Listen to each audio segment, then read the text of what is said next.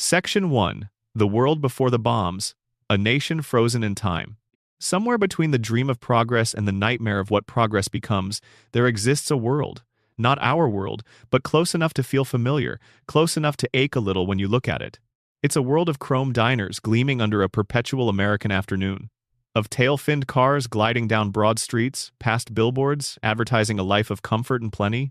Of nuclear power humming beneath everything like a heartbeat that never slows, powering televisions and refrigerators and enormous mechanical men called protectrons that sweep your kitchen floor and smile when they do it. This is the pre-war world of Fallout, and it begins not with a nuclear flash or a mushroom cloud, but with a quiet divergence from our own history, sometime after the end of the Second World War. In our reality, the late 1940s gave birth to the transistor, a small invention that changed everything. Computers shrank, technology miniaturized. The Cold War became a space race, became a digital revolution, became the networked world we live in now. But in the world of Fallout, something different happened. The transistor either never appeared or never caught on the same way. The world of Fallout stayed committed to vacuum tubes, to analog systems, to enormous humming machines that filled entire rooms and still needed someone to press a big glowing button. And because that foundational technological choice never changed, neither did the culture built around it. In the Fallout universe, America never culturally left the 1950s. The optimism, the paranoia, the gleaming retrofuturism of that particular decade became permanent. Fashion stayed wide-shouldered and sharp-collared. Music stayed brassy and crooning. Television stayed black and white even as the decades rolled forward. Advertising never stopped showing you the same beaming nuclear family sitting around the kitchen table, grateful for the wonder of atomic age convenience. And the fear of communism, that buzzing anxiety underneath all that cheerfulness, never faded. It calcified into something harder, something institutional. The United States of this alternate timeline became increasingly authoritarian, increasingly willing to surveil its citizens, increasingly certain that the enemy was not just abroad but hidden among the people. By the time you reach the 21st century in this world's history, the United States looks both impossibly advanced and strangely archaic. Robots walk the streets, performing labor. Power armor, enormous suits of hydraulically enhanced infantry protection, was developed by a defense contractor called Westech and deployed to actual battlefields. Cars run on nuclear fusion cells that make them extraordinarily powerful and extraordinarily dangerous, because when they crash or blow up, they detonate like small bombs. A company called Robco Industries manufactures the Pip-Boy, a wrist-mounted computer that is clunky and wonderful and looks like something a child from the 1950s would have imagined if you told them what a smartphone was. And yet somehow, in this world of atomic marvels, desktop computers still look like something from 1972.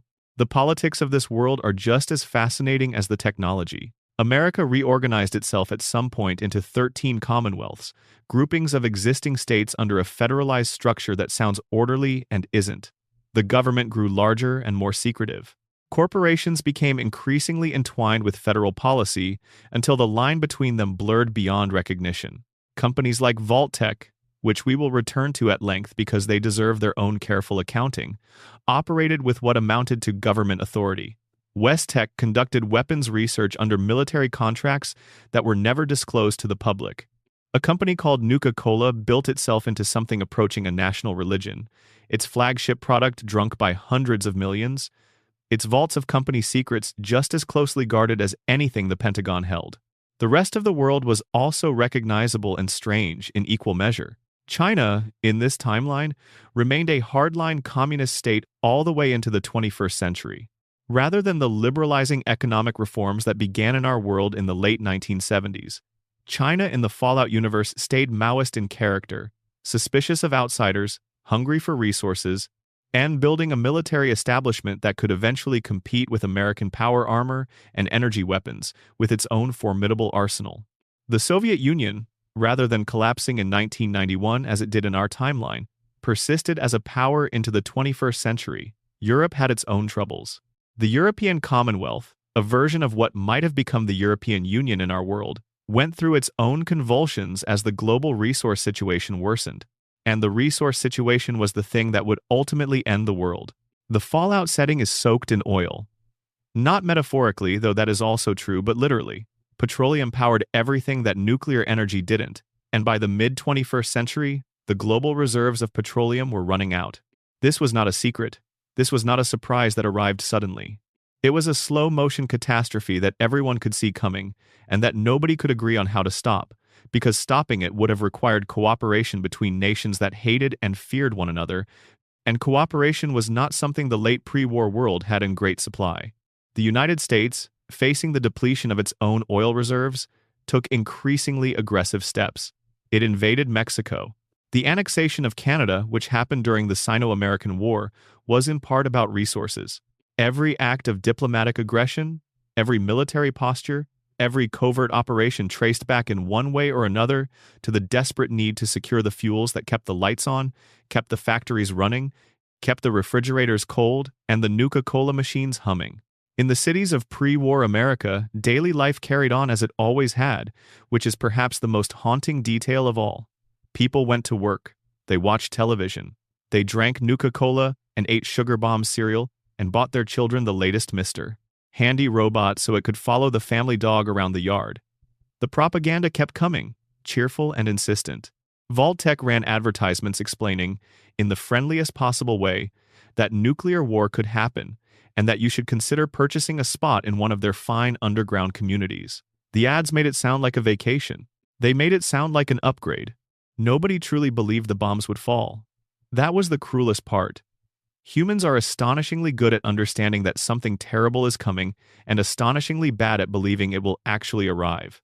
The people of pre-war America went to sleep on October 22, 2077, and some of them probably had dreams. Some of them probably planned for the next day, the grocery list they needed to make, the neighbor they needed to call back, the report they needed to file at work. And then October 23rd came. But before we get to the day the world ended, it's worth spending a little more time in the world that preceded it. Because Fallout's pre-war setting is not just backdrop, it is argument. It is the series asking you to look at a version of America that went wrong in slow motion and to consider what it tells you about the version you live in. The corporations of this world are particularly instructive. They had names that sound familiar because they are meant to sound familiar. Poseidon Energy controlled oil reserves. General Atomics International made the robots. Vault-Tec built the shelters. West-Tec made the weapons. Each of them grew fat on government contracts. Each of them operated with impunity, because their interests and the government's interests had become the same interests. The people who ran these companies sat on government advisory boards. Their lobbyists wrote legislation. Their scientists conducted research that was classified before it was even started. One of those research programs, conducted by West-Tec at a facility in California and then relocated to a military installation called the Mariposa Military Base, involved something called the Forced Evolutionary Virus, or FEV. This was a genetically engineered pathogen designed to fundamentally alter human biology, to make soldiers stronger, faster, more resistant to radiation and disease. On paper, it sounded like an advantage in the escalating arms race. In practice, it was being tested on prisoners of war, on people who never consented and never would have, in conditions that the scientists running the program described in their own notes, with a detachment that made the horror worse rather than better. This is the pre-war world. Beautiful and broken. Cheerful and cruel. Gleaming chrome over rusted steel. The radio played Dean Martin and Louis Armstrong and 100 other songs that made the world sound like a slow dance in a well-lit room. And underneath the music, things were falling apart in ways that no one wanted to say out loud. The corporations knew. The government knew. The think tanks and the generals and the men in rooms that didn't appear on any organizational chart knew. Some of them had been preparing for years.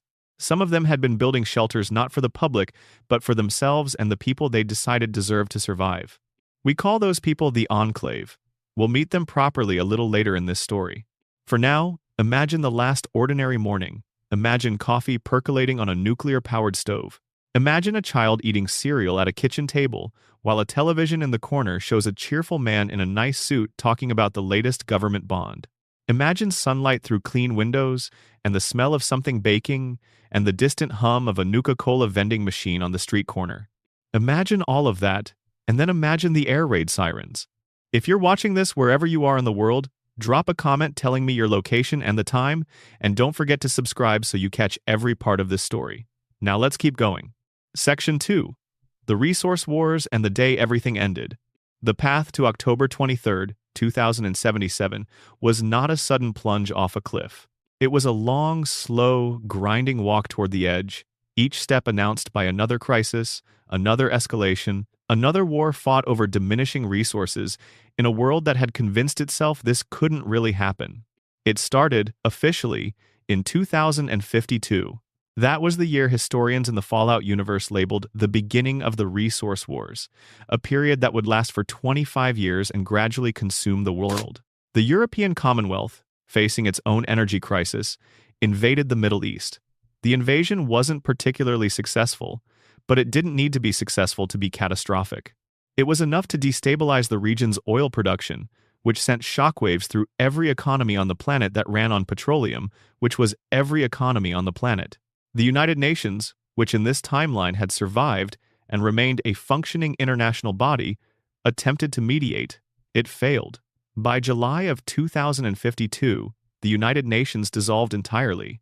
There was no dramatic announcement, no ceremony. The body simply stopped meeting.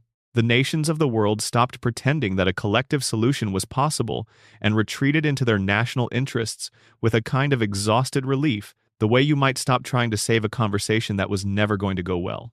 Over the following years, the situation deteriorated in the way that situations deteriorate when there is no mechanism for cooperation and everyone is running out of the same thing. Small wars became medium wars. Trade agreements collapsed. Nations that had been cautious allies became cautious rivals, became something colder and more dangerous. In 2053, an outbreak called the New Plague struck the United States. It moved quickly through the population, killing hundreds of thousands before spreading further, and its origins were murky in the way that biological threats often are, when powerful governments are involved in things they'd prefer no one examine closely. The United States imposed a national quarantine that lasted until 2054. Borders closed. Movement was restricted. People sheltered in place, and some of them did so in Vault-Tec's new underground facilities, not out of fear of nuclear war, but out of fear of contagion.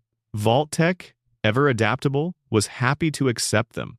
The New Plague raised uncomfortable questions that were never fully answered. Was it natural? Was it a result of weapons research gone wrong? Was the FEV program at West Tech related to it?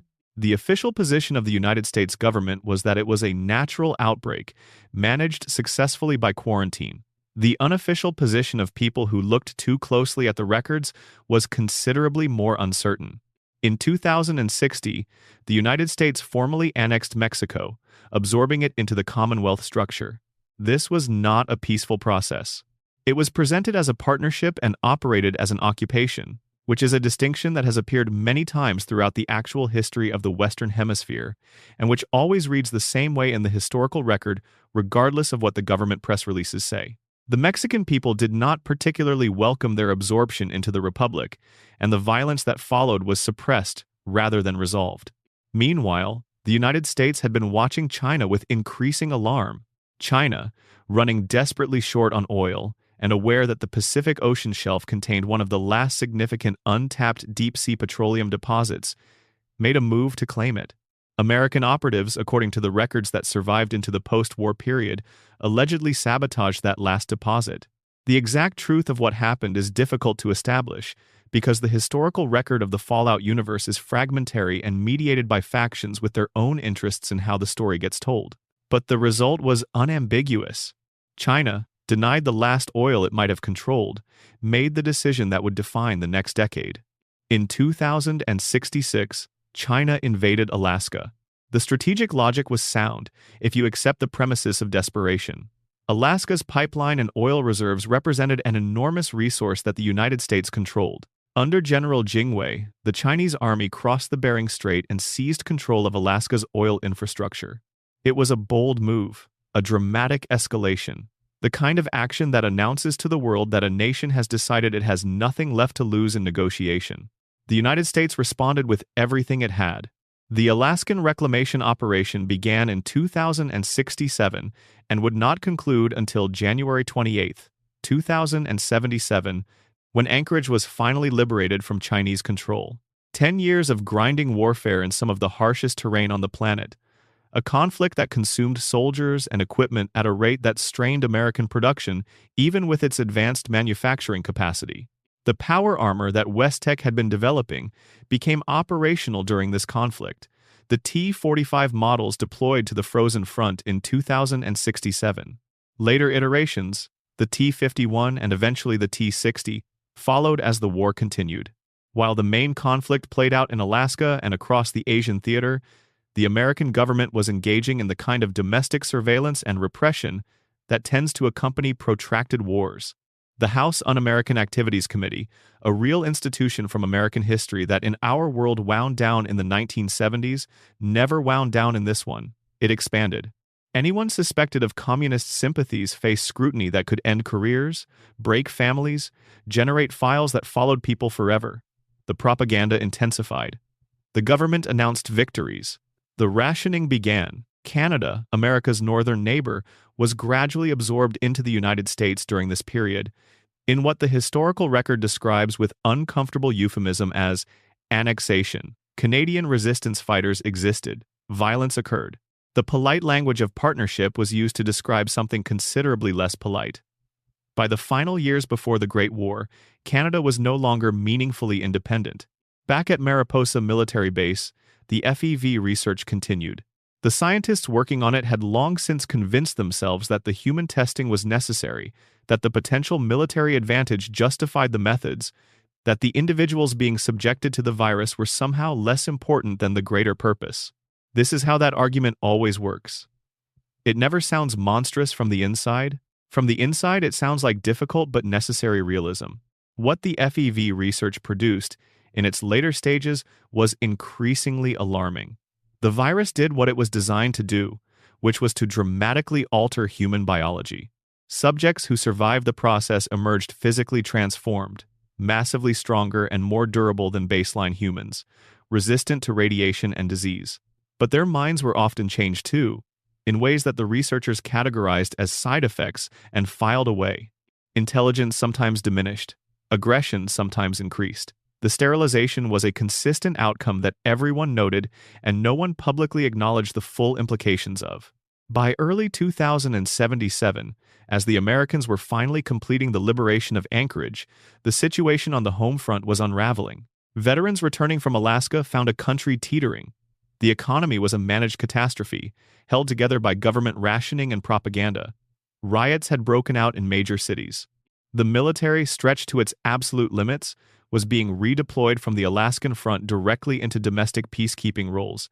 Soldiers who had been fighting Chinese forces now finding themselves ordered to face American citizens.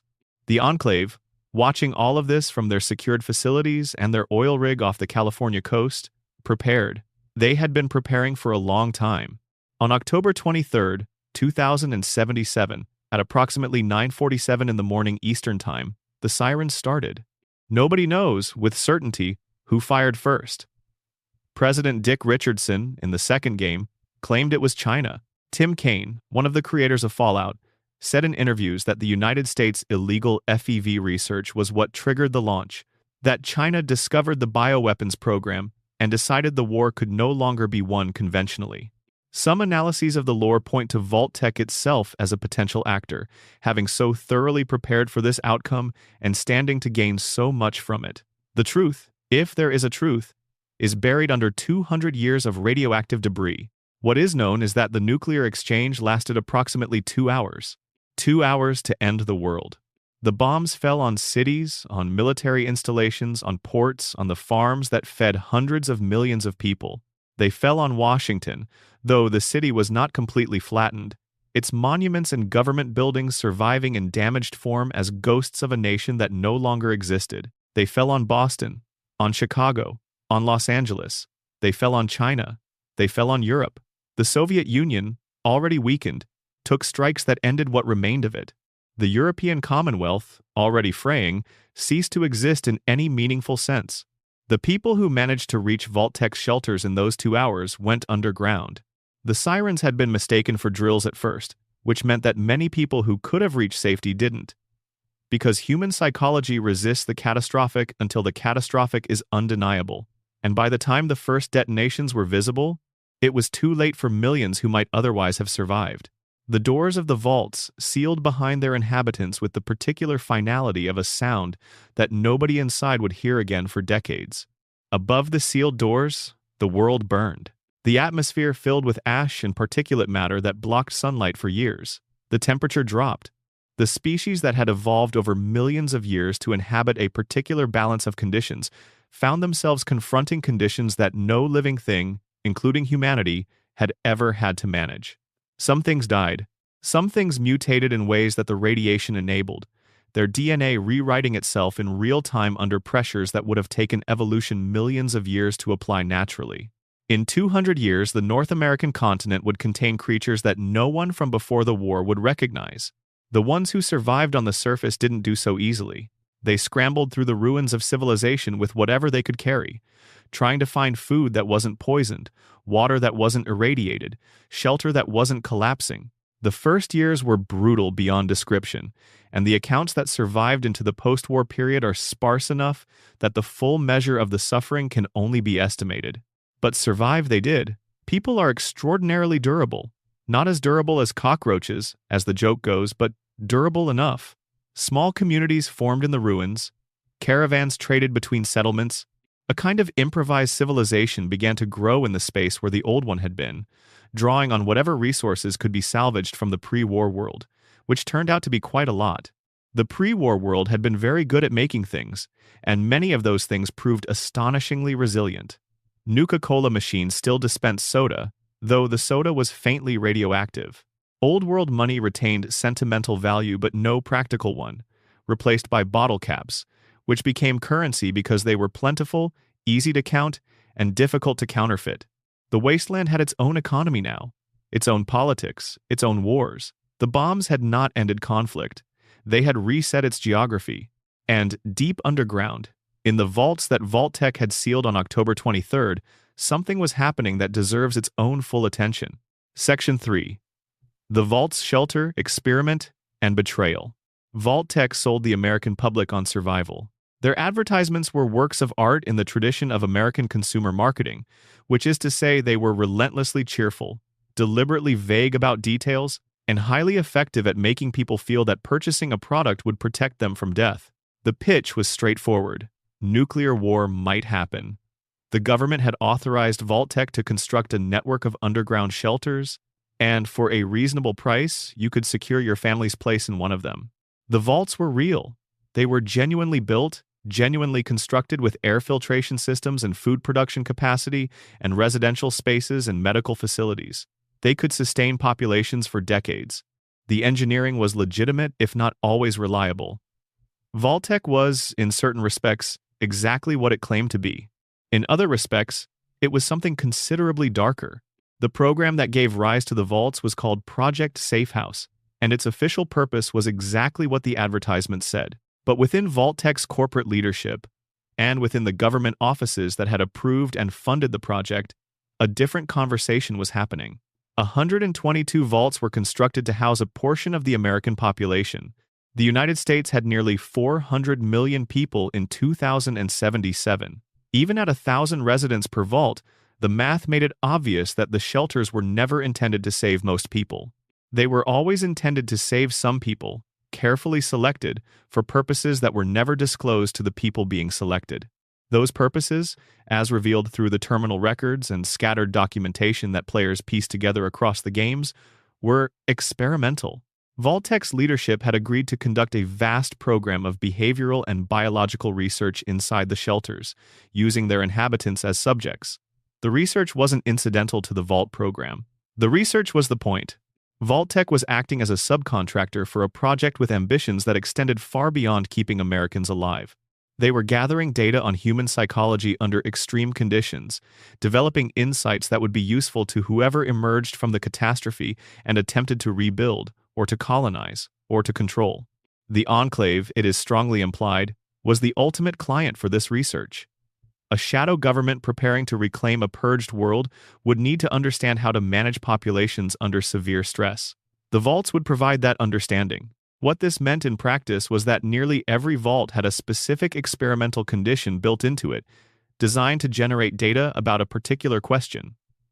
The experiment was the thing. The welfare of the inhabitants was secondary. Some of the experiments were almost benign by comparison to the rest. Vault 15, for instance, housed a group of people from wildly different ideological backgrounds and simply observed what happened when people who fundamentally disagreed about everything were locked in a room together indefinitely. What happened, as it turned out, was that they eventually left. Vault 15 opened after 50 years, releasing its inhabitants into the wasteland, and the factions that formed from those inhabitants went on to have enormous influence on the post-war West Coast. The new California Republic, one of the most powerful post-war political entities in the entire franchise, traces its origins to Shady Sands, which was founded by survivors from Vault 15. Even the raider gangs of the Mojave Wasteland have genealogical connections to that one vault's fractious community. Other vaults were considerably less benign in their design. Vault 11 required its inhabitants to sacrifice one member of the community each year to a computer that had told them everyone would die if they refused. The Vault's records describe years of social manipulation, of communities developing increasingly desperate methods for selecting who would die, of factions forming around competing criteria for sacrifice, of the psychological devastation that accumulates in a community that has made killing one of its own an annual institution. The Vault ran this experiment until only 5 people remained, all of whom refused to continue. At that point, the system revealed the truth. The sacrifice had never been required. The inhabitants were told they were shining examples of humanity. Most of them killed themselves immediately afterward. One survivor made it out, and the record of what she found waiting for her in the wasteland is one of the lonelier documents in the entire franchise. Vault 12, located near what would become the city of Bakersfield in California, was designed to study the effects of radiation on a sealed population. The design feature that enabled this study was that the vault's door never properly sealed. Radiation leaked in continuously. The inhabitants of Vault 12 became ghouls, humanoid beings physically transformed by prolonged radiation exposure, hairless and scarred, no longer aging, capable of surviving in environments that would kill unaltered humans.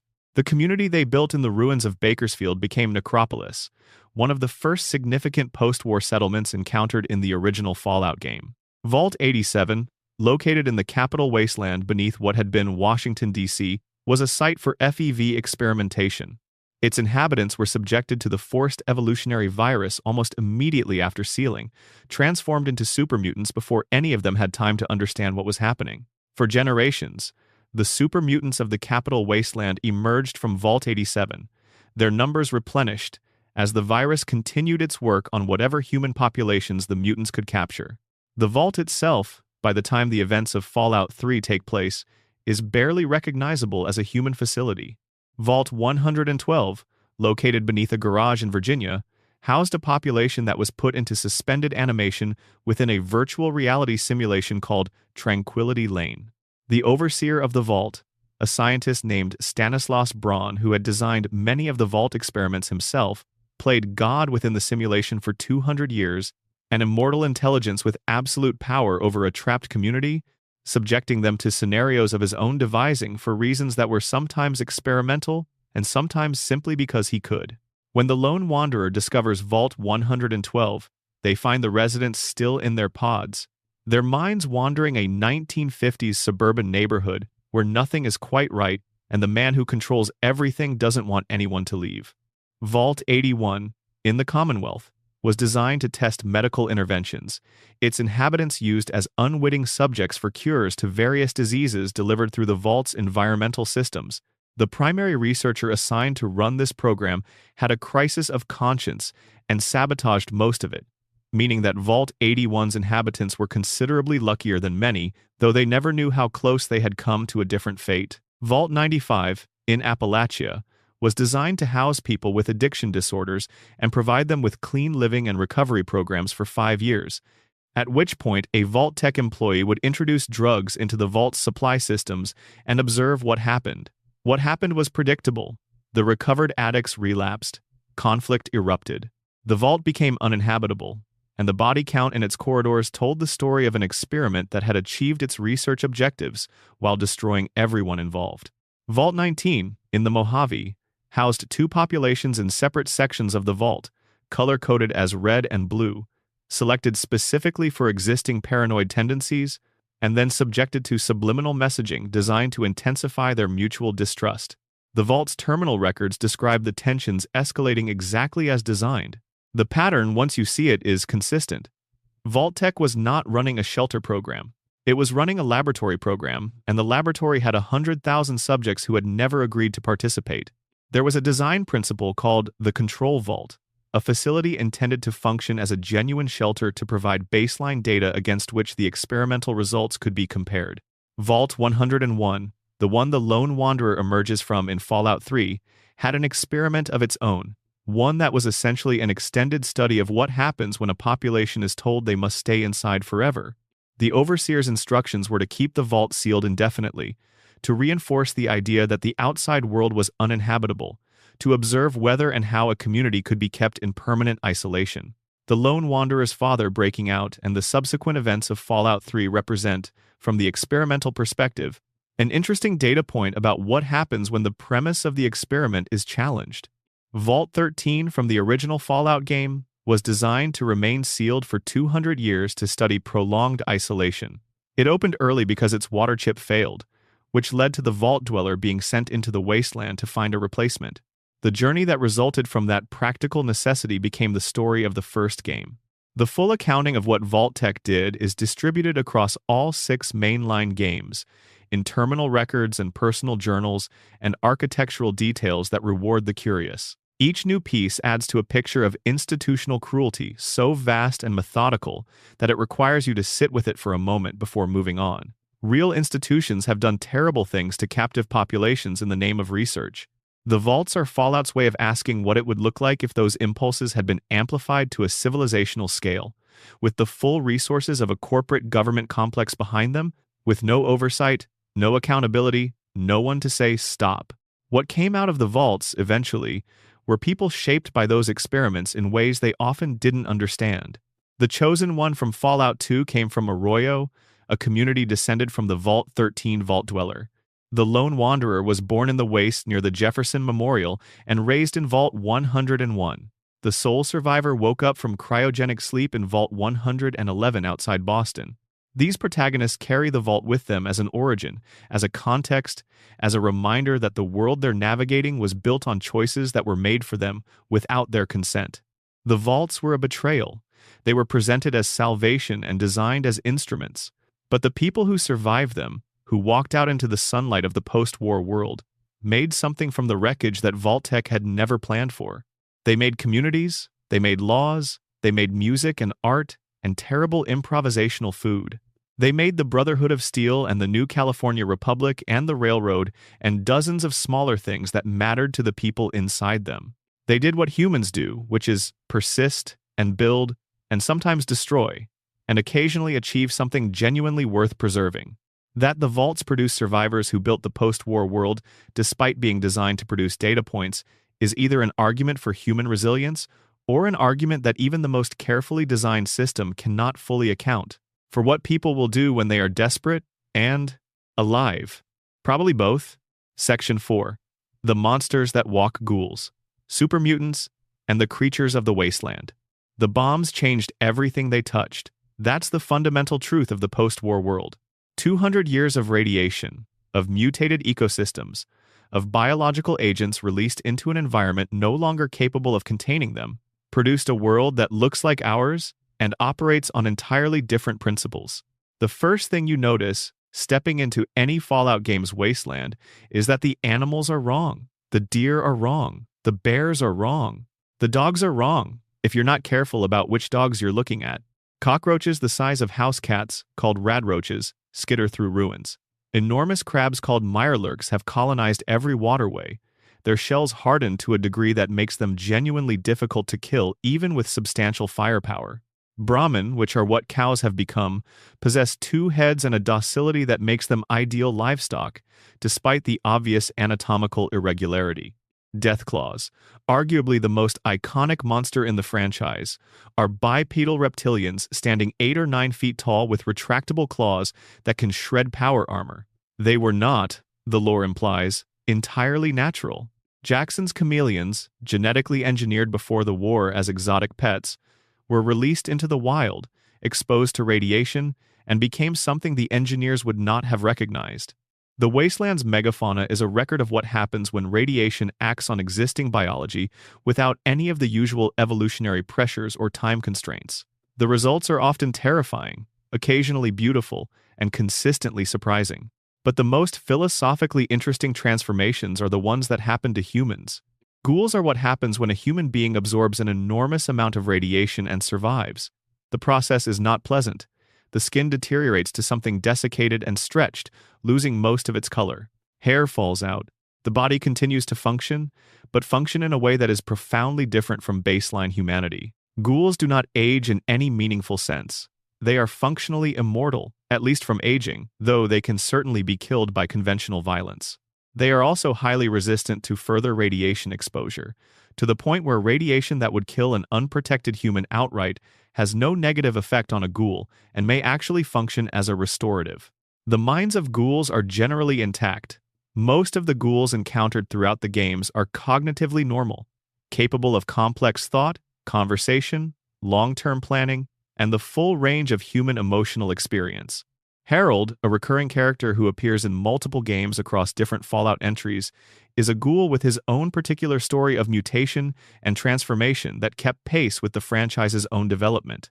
Roy Phillips, Moira Brown's suppliers, the traders of Rivet City, the community of Underworld in the DC ruins, all of these represent ghouls living what they might call ordinary lives, if ordinary means drinking Nuka-Cola in the ruins of civilization. But there is a condition called ferality that some ghouls eventually succumb to, and it is among the sadder aspects of the wasteland's biology. Feral ghouls have lost their cognitive function entirely, reduced to a state of aggressive, reactive violence that makes them indistinguishable from animals in terms of behavior. They congregate in ruins, in tunnels, in the dark places of the wasteland, and they attack anything they encounter. The specific mechanism by which a cognitively intact ghoul becomes feral is debated within the lore, with some suggesting it's a matter of time, some suggesting it's related to radiation exposure, and some characters implying it has to do with whether the ghoul maintains human connection and purpose. The uncertainty is deliberate. Fallout has always been more interested in raising questions about the nature of consciousness and personhood than in providing clean answers. The condition of being a ghoul also raises political questions that different communities in the wasteland resolve differently. Some settlements accept ghouls as neighbors without particular comment.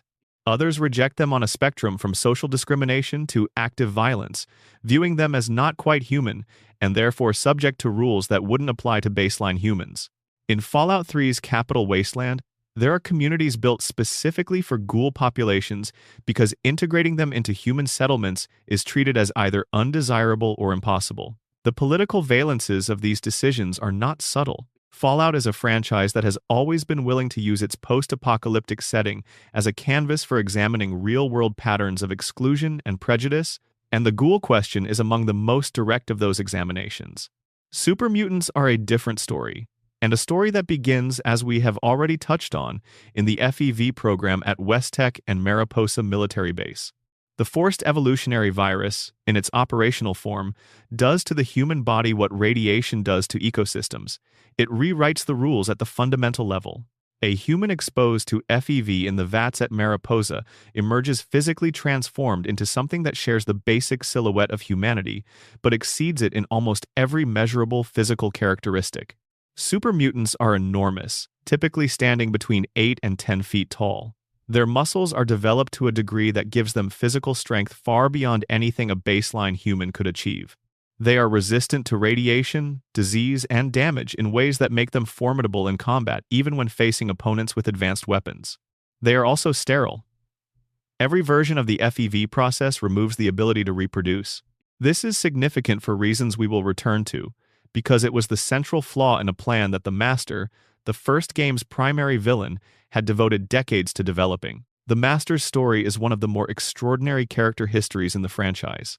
Richard Gray was, before the war and in the earliest years after it, a doctor and philosopher, described by people who knew him as brilliant.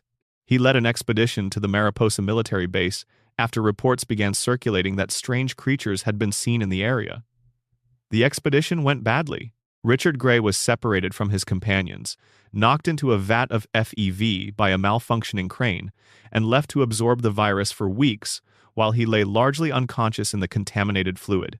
What emerged from that experience was no longer exactly Richard Gray, though Gray's memories and intellectual abilities were intact and enhanced in certain ways.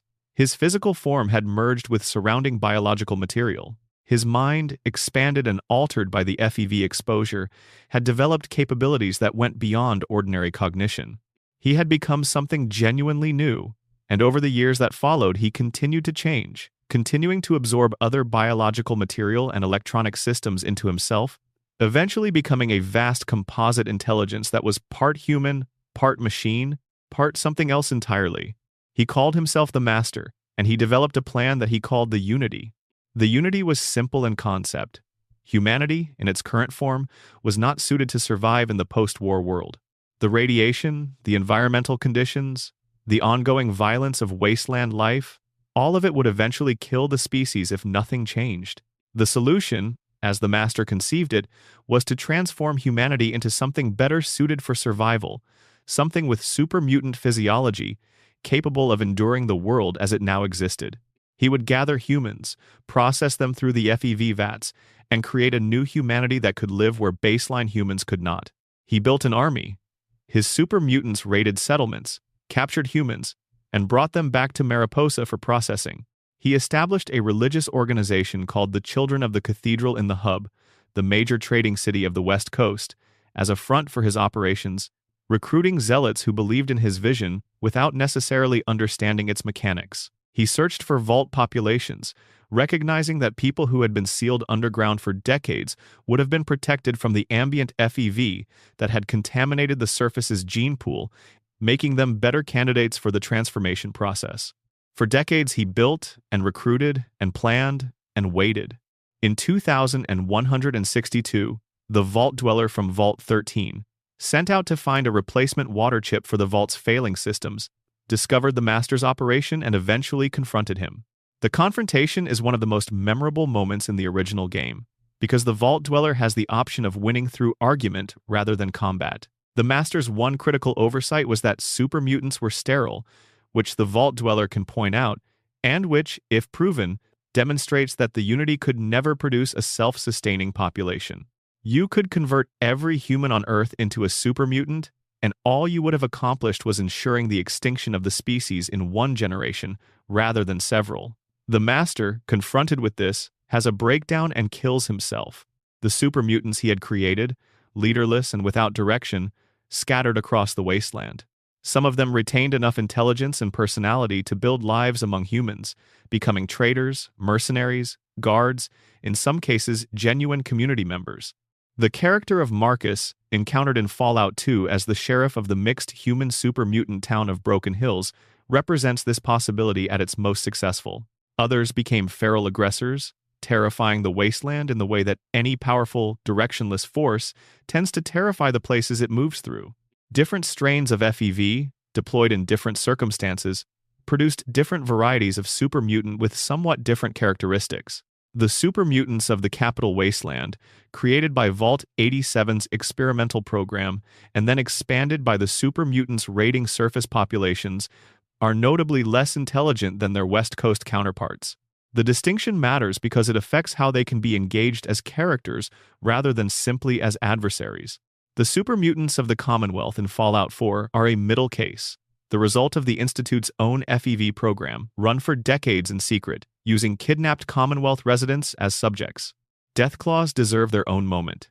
In the pre-war world, the military was experimenting with creating a fast-moving, hard-hitting biological combat unit that could be deployed in field conditions where conventional soldiers might struggle. The base animal used in this research was Jackson's chameleon, a large lizard already known for impressive natural abilities.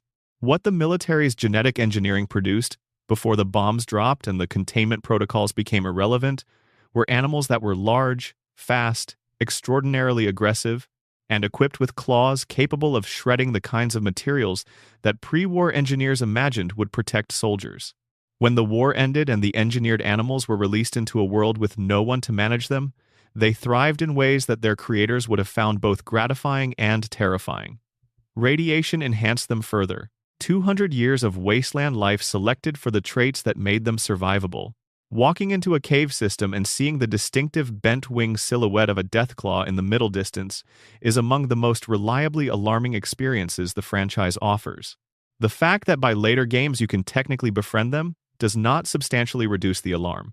The ecology of the wasteland is, when you step back from the immediate terror of individual encounters, genuinely fascinating. It represents a kind of compressed evolutionary experiment. What happens when you take the biological diversity of a continent, subject it to enormous environmental pressure, inject a variety of mutagenic agents, and then wait 200 years? The result is not a dead world, despite the name.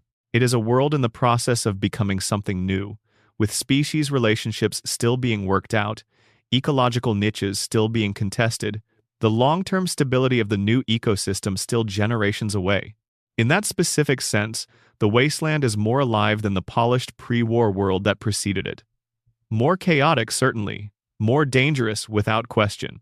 But there is a wildness to it that the managed, corporate, propagandized pre-war world had carefully suppressed.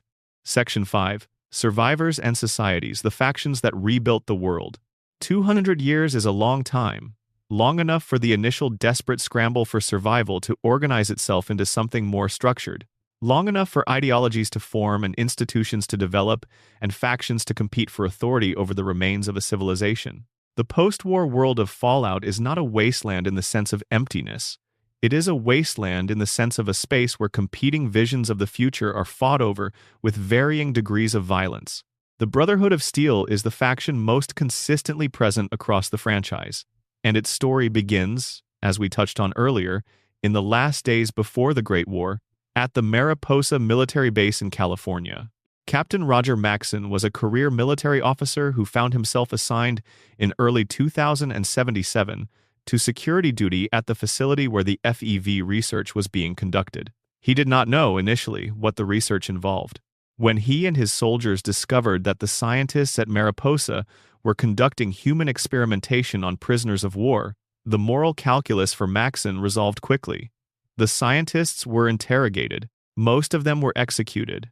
On October 20th, 2077, 3 days before the bombs fell, Maxson transmitted a formal declaration that his unit was seceding from the United States military. He received no response.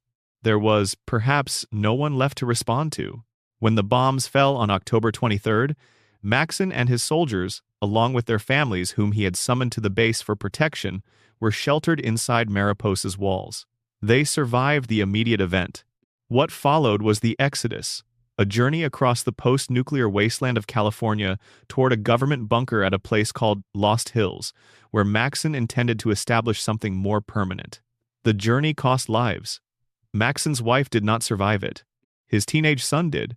Roughly a month after the bombs fell, the survivors arrived at Lost Hills. There, Maxson founded the Brotherhood of Steel. The name drew on the medieval tradition of knighthood in a way that was partly sincere and partly pragmatic. The Brotherhood needed a structure that would be durable, that would survive the loss of any individual member, that would persist across generations. A hierarchical order built around ranks and oaths, and a shared mission offered that kind of durability. The ranks of initiate, knight, paladin, and elder established a ladder of advancement tied to proven capability and loyalty. The knowledge that the Brotherhood accumulated, particularly about pre-war technology, became its most valued resource and the focus of its institutional identity. The Brotherhood's founding philosophy was shaped by what Maxson had witnessed at Mariposa. Technology in the wrong hands, used without ethical oversight, with no one empowered to say stop, had produced atrocities. The Brotherhood's mission, as Maxson conceived it, was to prevent that from happening again, to recover and safeguard dangerous technology, to ensure that nothing like the FEV program could be launched in secret by parties operating without accountability. In practice, this philosophy evolved differently in different branches of the Brotherhood across different games. The West Coast Brotherhood that Maxson founded became increasingly insular and isolationist under his successors, particularly under his son Roger Maxson II, who closed recruitment to outsiders and limited membership to the families of existing members. They became a technologically sophisticated tribe with a monastic quality, hoarding the pre-war knowledge they accumulated rather than sharing it. Whether that hoarding constituted preservation or simple acquisition is a question the games have returned to multiple times. Roger Maxson died of cancer in 2135. His son died in 2155 from a poison arrow during a battle with a raider group called the Vipers, an ignominious end for the leader of an organization built around power armor and energy weapons. John Maxson, the third generation of the founding family, then led the Brotherhood, and it was during the period of his leadership that the events of the first Fallout game took place. The East Coast chapter of the Brotherhood, which the player encounters in Fallout 3, represents a significant ideological divergence from the West Coast original. Elder Owen Lyons led his chapter away from the strictly acquisitive posture and towards something resembling actual humanitarian engagement. Rather than hoarding technology and managing it from a position of institutional detachment, Lyons committed his chapter to protecting the ordinary people of the Capital Wasteland from supermutants, raiders, and other threats. This was considered heretical enough by Brotherhood traditionalists that it generated a schism, the Brotherhood outcasts, who rejected Lyons' humanitarian mission and continued to pursue the original mandate of recovering technology above all other considerations. The Brotherhood's presence in the Commonwealth of Fallout 4, under the leadership of Elder Arthur Maxson, descendant of the founder, represents yet another ideological inflection. This chapter returned to something resembling the traditional acquisitive mission, but combined it with an explicitly hostile stance toward artificial intelligence and synthetic humans, the synths produced by the Institute. To the Maxson Brotherhood, synths represented exactly the kind of uncontrolled technological development that the Brotherhood was meant to prevent, and their willingness to use considerable force in pursuit of that position drives much of Fallout 4's conflict. The New California Republic, which becomes a major force across Fallout 2 and Fallout New Vegas, is in many ways the most optimistic faction in the franchise, which is simultaneously its most appealing quality and the source of its most instructive failures. The NCR traces its roots to Shady Sands, the settlement founded by survivors from Vault 15 in the California wasteland, and to the influence of Aradesh and his daughter Tandy, who became one of the longest-serving and most effective leaders in post-war history. Under Tandy's presidency, which lasted for decades, the NCR grew from a small regional government into something approaching a genuine republic, with a democratic structure, a professional military, currency, trade agreements, and the kind of institutional infrastructure that most of the wasteland was improvising. The NCR's ambitions were correspondingly large. By the time Fallout New Vegas takes place in 2281, the Republic had expanded across California and Nevada, stretching its military and economic resources to maintain control over a territory that was very much larger than its institutional capacity could comfortably manage. The Mojave Wasteland, with its crown jewel of Hoover Dam and its access to the hydroelectric power that the dam still generated, represented both a strategic prize and a logistical nightmare, a distant front that required enormous resources to defend, and that generated enormous resentment among the locals who had been living there without NCR governance, and were discovering that it came with costs as well as benefits. The NCR's great virtue was its commitment to democratic process and rule of law in a world that had neither. Its great failure was the gap between that commitment in principle and the way it actually operated in practice, which involved a military stretched far beyond sustainable limits, corruption within its bureaucracy, exploitation of regions under its nominal protection, and an inability to deliver the security and prosperity that justified its authority. The NCR offered something genuinely valuable and delivered it imperfectly, which is not a unique political situation but which, in the conditions of the Mojave, became catastrophic. Caesar's Legion, the NCR's primary antagonist in New Vegas, is the ideological inverse of the Republic, built on order through absolute submission rather than imperfect democracy. Edward Sallow, who named himself Caesar after the historical Roman general, was a former member of a scholarly group called the Followers of the Apocalypse, an organization dedicated to preserving pre-war knowledge and applying it to help wasteland communities. Sallow encountered a raider tribe called the Blackfoot in the Arizona wasteland, used his knowledge of Roman military organization to transform them into a formidable fighting force, and then simply didn't stop. Tribe after tribe was conquered, absorbed, and stripped of its original culture and name. The legion that resulted was rigidly hierarchical, deeply misogynistic, internally brutal and externally expansionist, capable of projecting military force at a scale that could threaten the NCR. Caesar's argument for the legion was that order required absolute authority, that the NCR's democratic messiness produced weakness, that the wasteland needed a strong hand and a clear chain of command to have any hope of stability. He was not entirely wrong about the NCR's weaknesses, which made him more dangerous than a purely wrong opponent would have been. But the society he was building required its citizens to be property rather than people, particularly its women and slaves, and the stability it offered was the stability of a boot on a neck. Fallout New Vegas structured its political landscape as a genuine four-way problem with no clean solution. The NCR represented imperfect democracy with real institutional capacity. The Legion represented brutal efficiency with no concern for individual rights. Mr. House, the pre-war genius who had kept Las Vegas largely intact through a combination of extraordinary preparation and Securitron robot armies, represented technocratic control by a singular vision. And the Courier, if they chose to work with the anarchic yes-man, could attempt to establish an independent New Vegas with no central authority at all, which sounded appealing and had no institutional foundation whatsoever. Every option had real costs. None of them was obviously correct. The game trusted its players to sit with that ambiguity rather than resolving it for them. The Railroad, which features most prominently in Fallout 4, is an underground organization dedicated to the liberation of synthetic humans, the synths, from the Institute.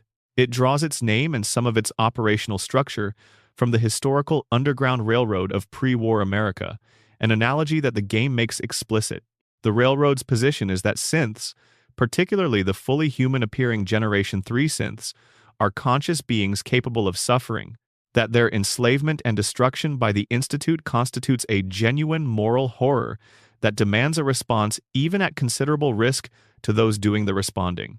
The Railroad operates in secret because the Institute kills anyone it discovers helping synths escape, and because the Brotherhood of Steel, which regards synths as abominations, would happily destroy both the synths and the Railroad on general principle. Its members are drawn from a range of backgrounds, united only by the belief that the synths deserve freedom. The argument the Railroad is making is one that Fallout 4 puts in genuine tension with the counter-argument, which is that synths are machines, regardless of how they appear, and that attributing personhood to them represents a category error with dangerous implications. Both positions are given genuine advocates within the narrative. The game's willingness to not definitively resolve whether synths are conscious is either frustrating or admirably honest, depending on what you want from your fiction. Section 6. The Capital Wasteland Fallout 3. Washington, D.C. in 2277 looks like Washington, D.C., the way a dream of a place looks like the place itself. Recognizable in outline, distorted in detail, haunting in its specific wrongness. The Washington Monument still stands. The Lincoln Memorial is still there. The Capitol building is damaged but present. The Jefferson Memorial, which becomes the site of one of the game's central conflicts, still occupies its position on the National Mall. But the Potomac River is a muddy, irradiated obstacle course. Super mutants have established strongholds throughout the ruins. The metro tunnels that once carried commuters to their offices now serve as the primary safe routes for anyone trying to navigate the city at ground level without being shot, irradiated, or eaten. Into this environment, the lone wanderer emerges from Vault 101, approximately 20 years old, having spent their entire life in a community that functioned on the premise that the outside world was uninhabitable and that leaving was both impossible and suicidal. The departure happens not by choice but by necessity. The wanderer's father, a scientist named James, has slipped out of the vault in the night, breaking a seal that the overseer had maintained with absolute authority for generations. When the wanderer follows, they step into the sunlight of the wasteland for the first time in their life and encounter a world that is simultaneously overwhelming and, eventually, their home. James had a reason for leaving. Years before the Wanderer was born, he and his wife Catherine had been part of a project called Project Purity, a scientific initiative designed to install a water purification system at the Jefferson Memorial capable of producing clean, non-irradiated water for the entire Capital Wasteland region. When Catherine died in childbirth, James had taken their infant child to Vault 101 and stayed there, unable to continue a project too tied to the person he had lost. But James had come up with a solution. He believed that the Garden of Eden Creation Kit, a pre-war device designed to rapidly terraform and restore environments, could be used to power Project Purity. The GEC, as it's called, was stored in Vault 87. Recovering it was the key to making the purifier work. The lone wanderer's journey across the capital wasteland, to find their father, and then to complete what their father started, takes them through a landscape of extraordinary variety. Megaton, a settlement built around an unexploded atomic bomb that has become the town's spiritual center, is an early anchor for community and connection. Galaxy News Radio, staffed by the irrepressible DJ 3 Dog, broadcasts news and pre-war music across the region and serves as the informal voice of what passes for civil society in the ruins. Rivet City, built inside a decommissioned aircraft carrier beached in the Potomac, is the capital wasteland's most significant settlement, home to scientists, traders, and the kind of complicated politics that develops whenever a diverse population is squeezed into limited space. The Enclave had been watching the wasteland from their base at Raven Rock, a pre-war military installation in the mountains to the northwest, and their return to active operation is triggered by the events around Project Purity. Colonel Augustus Autumn leads the Enclave's forces in the capital wasteland with a tactical efficiency that makes him genuinely dangerous. Above him, or at least nominally above him, is President John Henry Eden, who turns out to be a ZAX supercomputer that has been simulating the presidency for decades, running the United States government in the absence of any actual government, maintaining the fiction of American authority in a facility deep underground. Eden's version of the Enclave's plan involves using Project Purity to deliver a modified strain of the FEV virus into the wasteland's water supply, killing anyone with any genetic mutation, which would be essentially everyone who had survived on the surface for the past 2 centuries. The rationale is a kind of horrifying purity logic.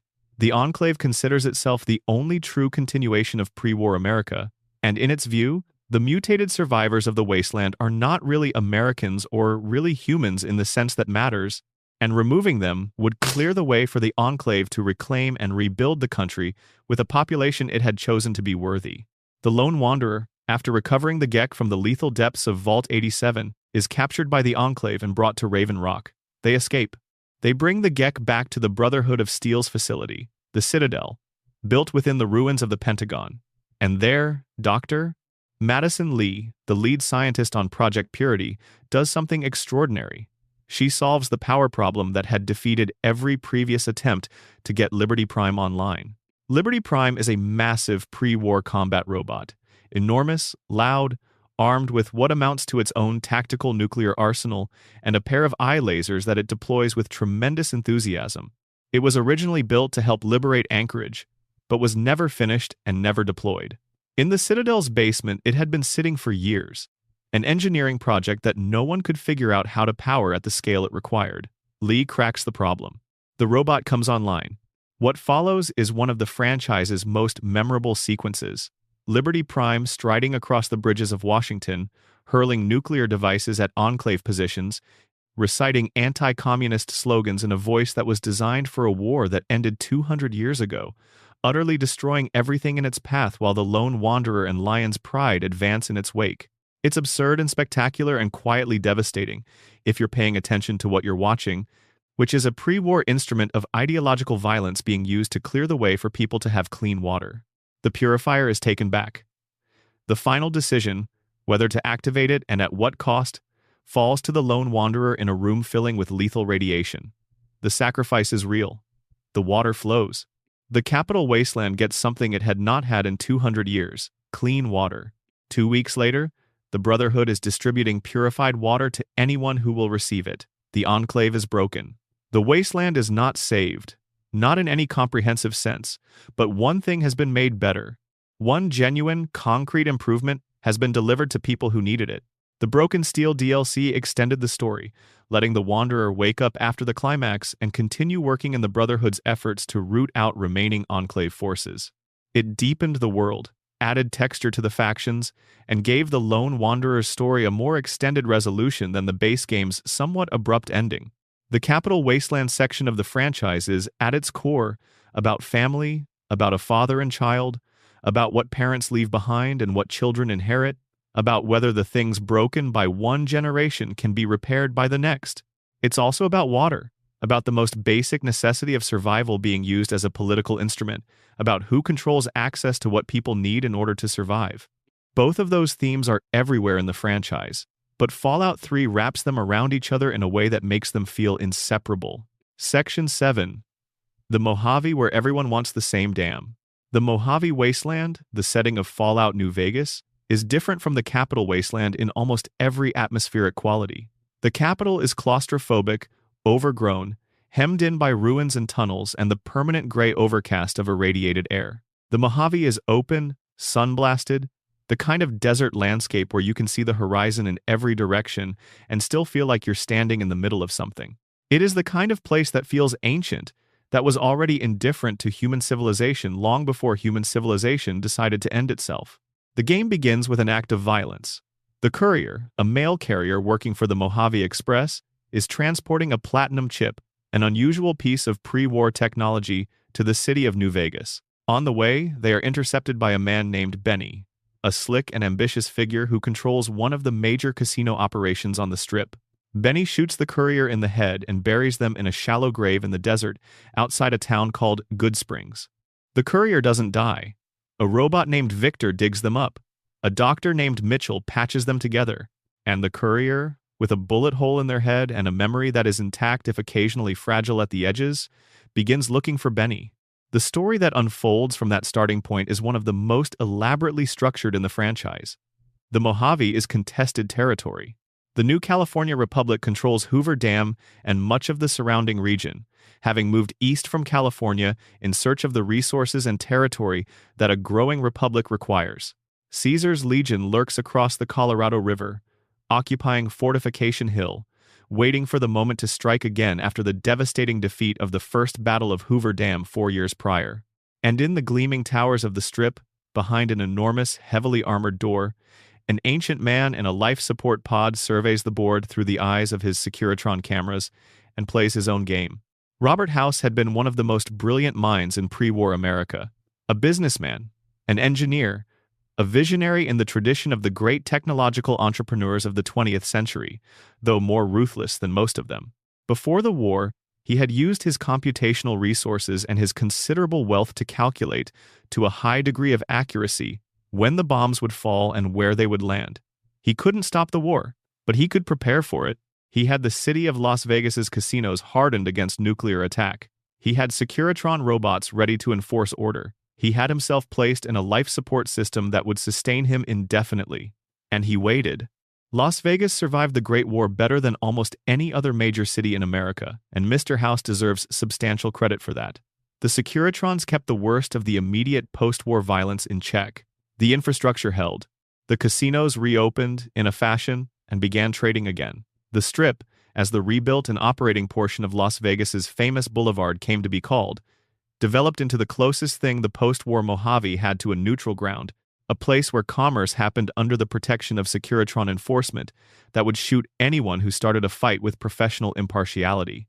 House's vision for the Mojave was independence, not the NCR's democratic republic, not the Legion's brutal order. A technically sophisticated city-state ruled by a man who had been preparing for exactly this moment for 2 centuries, and who was, by any objective measure, the most capable administrator in the region. House wanted to use Hoover Dam's power to accelerate technological development, to rebuild civilization on a faster timeline than any of the other factions were pursuing, to have New Vegas become the seed of a genuinely advanced post-war civilization within his own lifetime, or at least within the extended artificial lifetime that his life support gave him. The problem with House's vision was that it required accepting his authority without meaningful recourse, because House did not have a structure for being wrong. He was very smart, and he knew he was very smart, and he had organized his city around the assumption that his judgments would be correct. For most things, they probably were. But the arrangement between competence and authority that he was proposing was the same one that had produced the pre-war corporate government complex, and its failure modes were the same. The courier, recovering from their bullet wound and looking for Benny, becomes the decisive variable in a political situation that had been building toward a crisis. Each of the major factions wants the courier's help. The NCR needs allies capable of turning the tide against the Legion. Caesar needs agents capable of operating on the Strip. House needs someone to deliver the Platinum Chip, which turns out to be a key component for upgrading his Securitron army. And Yes Man, the cheerful Securitron that Benny had reprogrammed to follow his instructions, can work with the Courier to pursue an independent outcome if the Courier decides that's preferable. The Second Battle of Hoover Dam is the climax of these competing interests, a massive military engagement in which the outcome is shaped by every alliance the Courier has formed and every choice they've made across the entire playthrough. Each ending is plausible. Each ending has costs. The NCR victory comes with continued bureaucratic overreach and the resource strain of holding the Mojave. The Legion victory comes with order through slavery. House's victory comes with a benevolent autocracy that may or may not remain benevolent after House is gone. The independent Vegas comes with the freedom of genuine self-determination and the risk of collapsing the moment the next major threat arrives. New Vegas is the franchise's most politically sophisticated entry because it genuinely respects the difficulty of the question it's asking. What does Reconstruction look like? What are you willing to accept as the cost of stability? Who gets to decide who survives and who leads? The Courier is the vector through which the player's answers to those questions shape a post-war world. The game trusts that different players will have different answers, and that all of those answers, properly explored, reveal something true. Section 8. The Commonwealth Fallout 4 and the question of what makes us human. The Commonwealth is what Boston and its surrounding region became after the Great War. 210 years of post-nuclear history have produced a landscape that differs from the Capital Wasteland and the Mojave in ways that the developers used deliberately to shape a different kind of story. The Commonwealth has a dense, vertical quality. Boston's buildings are taller than Washington's government architecture, and many of them survive the nuclear exchange well enough to still be standing, if not well enough to be described as intact. The urban geography creates sightlines and ambush points that make wandering through the ruins feel different from the open horizon exploration of the Mojave. Water is everywhere. The rivers and bays that made Boston an important port city in our history, having been transformed by the nuclear event into irradiated channels that are mostly navigable if you don't drink from them. It is also a landscape shaped by the specific terror that the Institute has created over 2 centuries of operation. The Institute, headquartered in a massive underground complex beneath the ruins of the Massachusetts Institute of Technology, has been a presence in the Commonwealth for as long as anyone can remember, and its presence has been felt primarily as a source of fear. Synths, the artificial humans it produces, walk among the Commonwealth's residents, indistinguishable from baseline humans, working as agents and operatives. The Institute takes what it wants from the surface. It kidnaps people. It replaces them with synth copies. It destroys communities that threaten it and uses the surface population as a resource for its experiments. The sole survivor's story begins not in the post-war period, but in 2077 itself, the day the bombs fell. The survivor and their family live in Sanctuary Hills, a suburb outside Boston, and receive the call that sends them running for the entrance of Vault 111, which opens barely in time to admit them before the warheads arrive. Inside the vault, the survivor is cryogenically frozen, and there they remain, in suspended animation, for 210 years. They wake up briefly, once, to witness an event they cannot stop. 2 men in Institute-style clothing enter the cryogenic chamber. They open the pod containing the survivor's son Sean, still an infant. They take the infant. They shoot the survivor's spouse when the spouse resists, and they freeze the survivor again. The survivor wakes up in 2287, alone except for a robot named Codsworth, who has been maintaining the property for 2 centuries, with the kind of unnerving dedication that only robots can sustain. The neighborhood is ruins. The world has moved on, and the survivor has one driving question: where is Sean? What follows is the discovery that Sean, taken as an infant, has been raised within the Institute and has grown to become its director, its leader, the man who makes the decisions that the Commonwealth's surface population experiences as terror and violation. Sean is father. The revelation is one of the franchise's most effectively delivered, recontextualizing everything the player has been learning about the Institute and adding a dimension of genuine personal tragedy to a conflict that had seemed purely institutional. Sean's rationale for the Institute's behavior is a version of the same logic that produced Vault-Tech's experiments. The surface is a lost cause. The people living on it are already dead in the ways that matter. The Institute's mission is to build something that will eventually replace the failed experiment of wasteland civilization with something genuinely better, and the surface population's suffering in the meantime is an acceptable cost of that project. He is not without affection for the survivor, his parent, and he invites them to take over the Institute after he dies. But he is also unwilling to stop what he is doing, which means the survivor's choice about their relationship to the Institute is also a choice about the Commonwealth and about what they believe the future should look like. The Institute's synthetic humans, the Generation 3 synths, are the philosophical core of Fallout 4's inquiry. Generation 1 synths are clearly mechanical, visibly artificial, the kind of robots you can look at and know are robots. Generation 2 synths are more advanced but still identifiably non-human. Generation 3, the ones the Institute uses as infiltrators and agents, are indistinguishable from humans. They bleed. They feel pain. They develop what appear to be genuine emotional responses. Some of them develop enough self-awareness to want things the Institute doesn't want them to want, to run away, to pursue lives that the Institute has not designed for them. The Railroad believes these synths are conscious. The Brotherhood believes they are abominations. The Institute believes they are property. And the game's narrative structure keeps the underlying question genuinely open, whether the appearance of consciousness, combined with behavioral evidence of internal experience, constitutes actual consciousness. If a thing behaves in every observable way as if it is sentient, at what point does doubting its sentience become a motivated refusal to acknowledge what the evidence shows? The Institute's greatest irony is that in trying to replace humanity with something better, it has produced something that may already qualify as human, and it has responded to that possibility by doubling down on the original premise, by treating the thing it made as a tool because acknowledging its personhood would unravel the justification for everything the Institute has done. The Minutemen, the faction that gives the sole survivor their most immediate community of allies, represent the Commonwealth's attempt at bottom-up reconstruction, a militia tradition that tries to protect settlements and build connections between communities without imposing a centralized authority. At their best, they embody a genuine democratic impulse in a world that tends to produce either despots or chaos. At their worst, they're disorganized and unreliable, which is why their original iteration had essentially collapsed by the time the sole survivor finds them.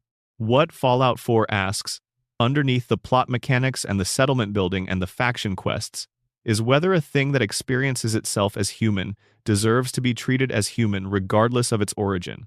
It asks this in the specific register of the post-war world, where the definition of humanity has already been stretched and revised by ghouls and supermutants, and 200 years of survival under conditions that the pre-war world would have found incomprehensible. The Commonwealth says that the answer depends on who is doing the asking, and that the history of that question, in every version of every world, is not an encouraging one. Section 9. Appalachia, the Earliest Days, Fallout 76. Fallout 76 is the strangest entry in the franchise for several reasons, but the most fundamental is temporal. Every other mainline Fallout game takes place between 200 and 210 years after the Great War, in a wasteland that has had 2 centuries to develop its cultures and factions and ecological adjustments. Fallout 76 takes place in 2102, only 25 years after the bombs fell. The wounds are still raw. The ecology is still in violent transition. The human cultures of the post-war world are in their earliest, most chaotic form. The setting is Appalachia, the mountainous region of what was West Virginia, and the choice was deliberate in 2 directions. First, the region is remote enough and lacks enough obvious strategic military value that it was spared the most direct nuclear targeting, leaving infrastructure and environment damaged but not obliterated. Second, West Virginia has a rich tradition of folklore and cryptid mythology that the designers used to extraordinary effect, folding real-world legend into the post-war landscape in ways that blur the line between the pre-war world's actual ecology and its supernatural traditions. The Mothman is real in Fallout 76, or real enough. Its red eyes glow in the darkness near Point Pleasant, the real West Virginia town where Mothman sightings began in 1966 in our timeline. The Grafton Monster, the Flatwoods Monster, the Sheep Squatch, these creatures of Appalachian legend all appear in the game, transformed by the nuclear event and by 2 decades of post-war ecological chaos into things that are simultaneously familiar from folklore and genuinely new.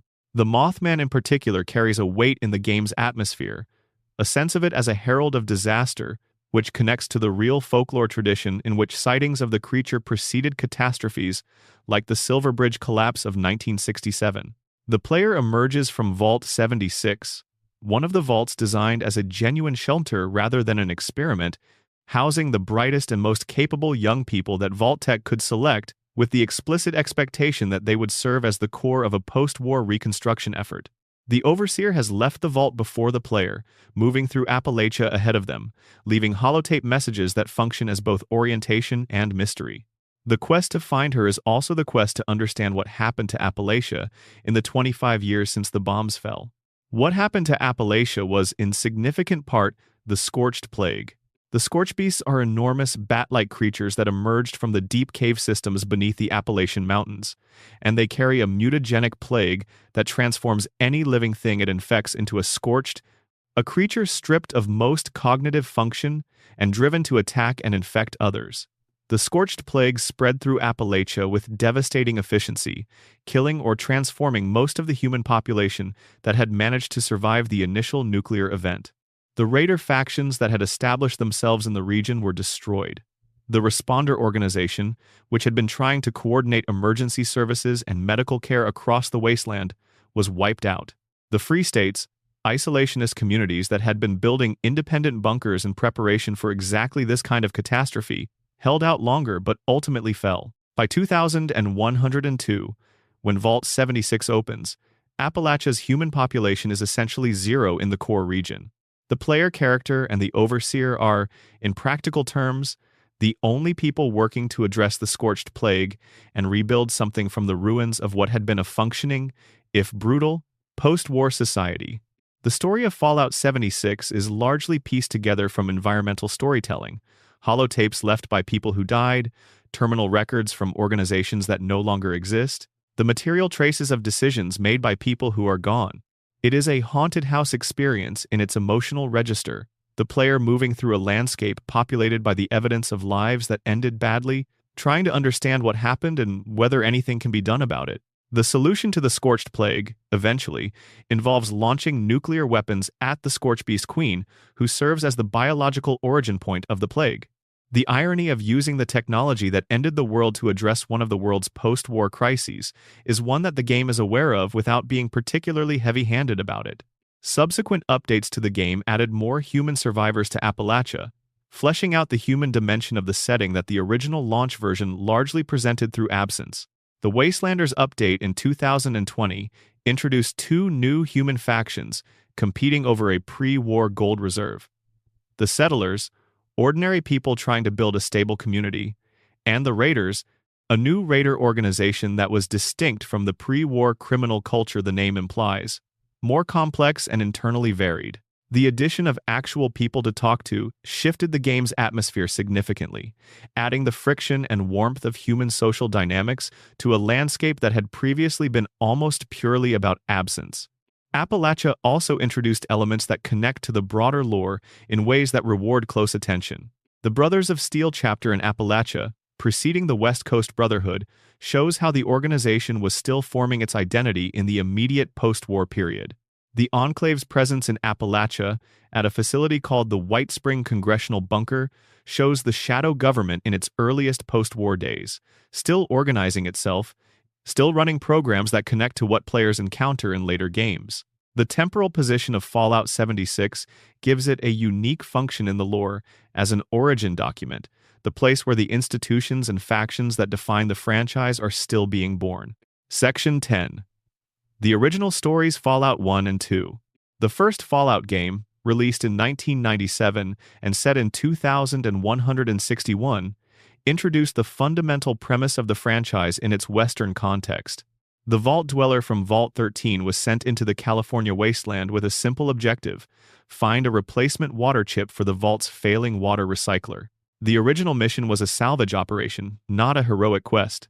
But the wasteland being what it is, the Vault Dweller encountered something considerably larger than a broken machine. The hub was the major trading city of the West Coast wasteland, a crossroads of commerce where caravans from across the region came and went. The master's children of the cathedral were operating there, cultivating the appearance of a religious organization while actually serving as a recruitment and intelligence network for the Unity. The Brotherhood of Steel, at Lost Hills, was beginning to reach a moment of crisis about its identity and purpose, no longer sure whether its hoarding of technology was preservation or cowardice. And out in the Mariposa military base, which had been abandoned after Roger Maxon's unit took control of it in 2077, the Master's super mutants were using the FEV VATs to process the humans they captured, expanding the Unity's army one conversion at a time. The Vault Dweller found the water chip in Necropolis, the ghoul city built from the ruins of Bakersfield.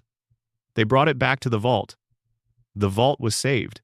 And then the Overseer, now aware that the outside world existed and was reachable, sent the Vault Dweller back out with a new mission: find and destroy the source of the super mutant army before it overwhelmed the human settlements of the wasteland. The journey took the Vault Dweller to Mariposa, where the vats were destroyed. It took them to the hub, where they dismantled the children of the cathedral's operations. It took them, ultimately, to the cathedral itself, the Master's seat of power beneath Los Angeles, and to the confrontation with one of the franchise's most memorable antagonists.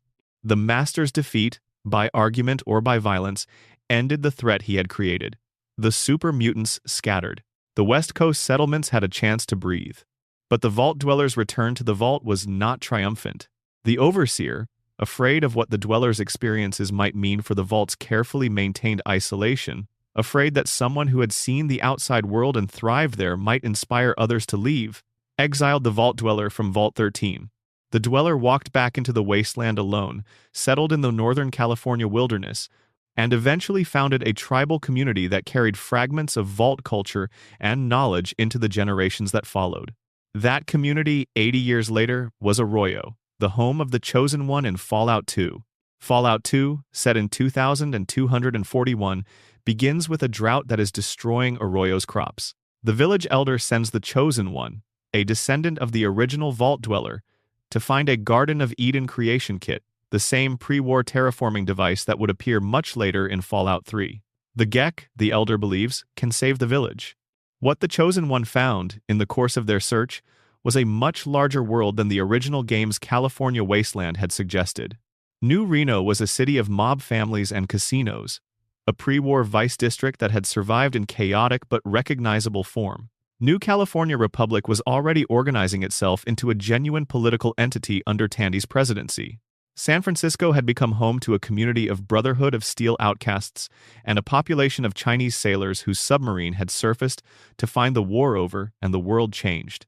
Vault City, founded by the residents of Vault 8 and their functioning Gek, was a technologically advanced community that had used its advantages to become one of the region's most prosperous settlements and one of its most exclusive. And off the coast of California, on an oil rig that the player couldn't reach until the game's final act, was the Enclave. Fallout 2's Enclave was led by President Dick Richardson, a human leader presiding over the remnants of the pre-war government with all of that government's worst tendencies and none of its nominal accountability. The Enclave's plan, which required the Chosen One's accidental involvement to bring to crisis, was to release a modified FEV into the atmosphere via a modified version of the old pre-war biological weapon, killing everything on the surface with any genetic mutation, which included everyone who hadn't been sheltered from the post-war environment. The Chosen One destroyed the Enclave's oil rig. Richardson died. The Enclave in its West Coast form was shattered. The survivors scattered eastward, eventually finding their way to the East Coast, eventually reorganizing under the AI President Eden, eventually becoming the antagonists of Fallout 3. The original two games established the franchise's philosophical foundations more starkly than any of the later entries. The post-war world was an opportunity to ask what humanity actually valued, stripped of the comforting structures of pre-war civilization.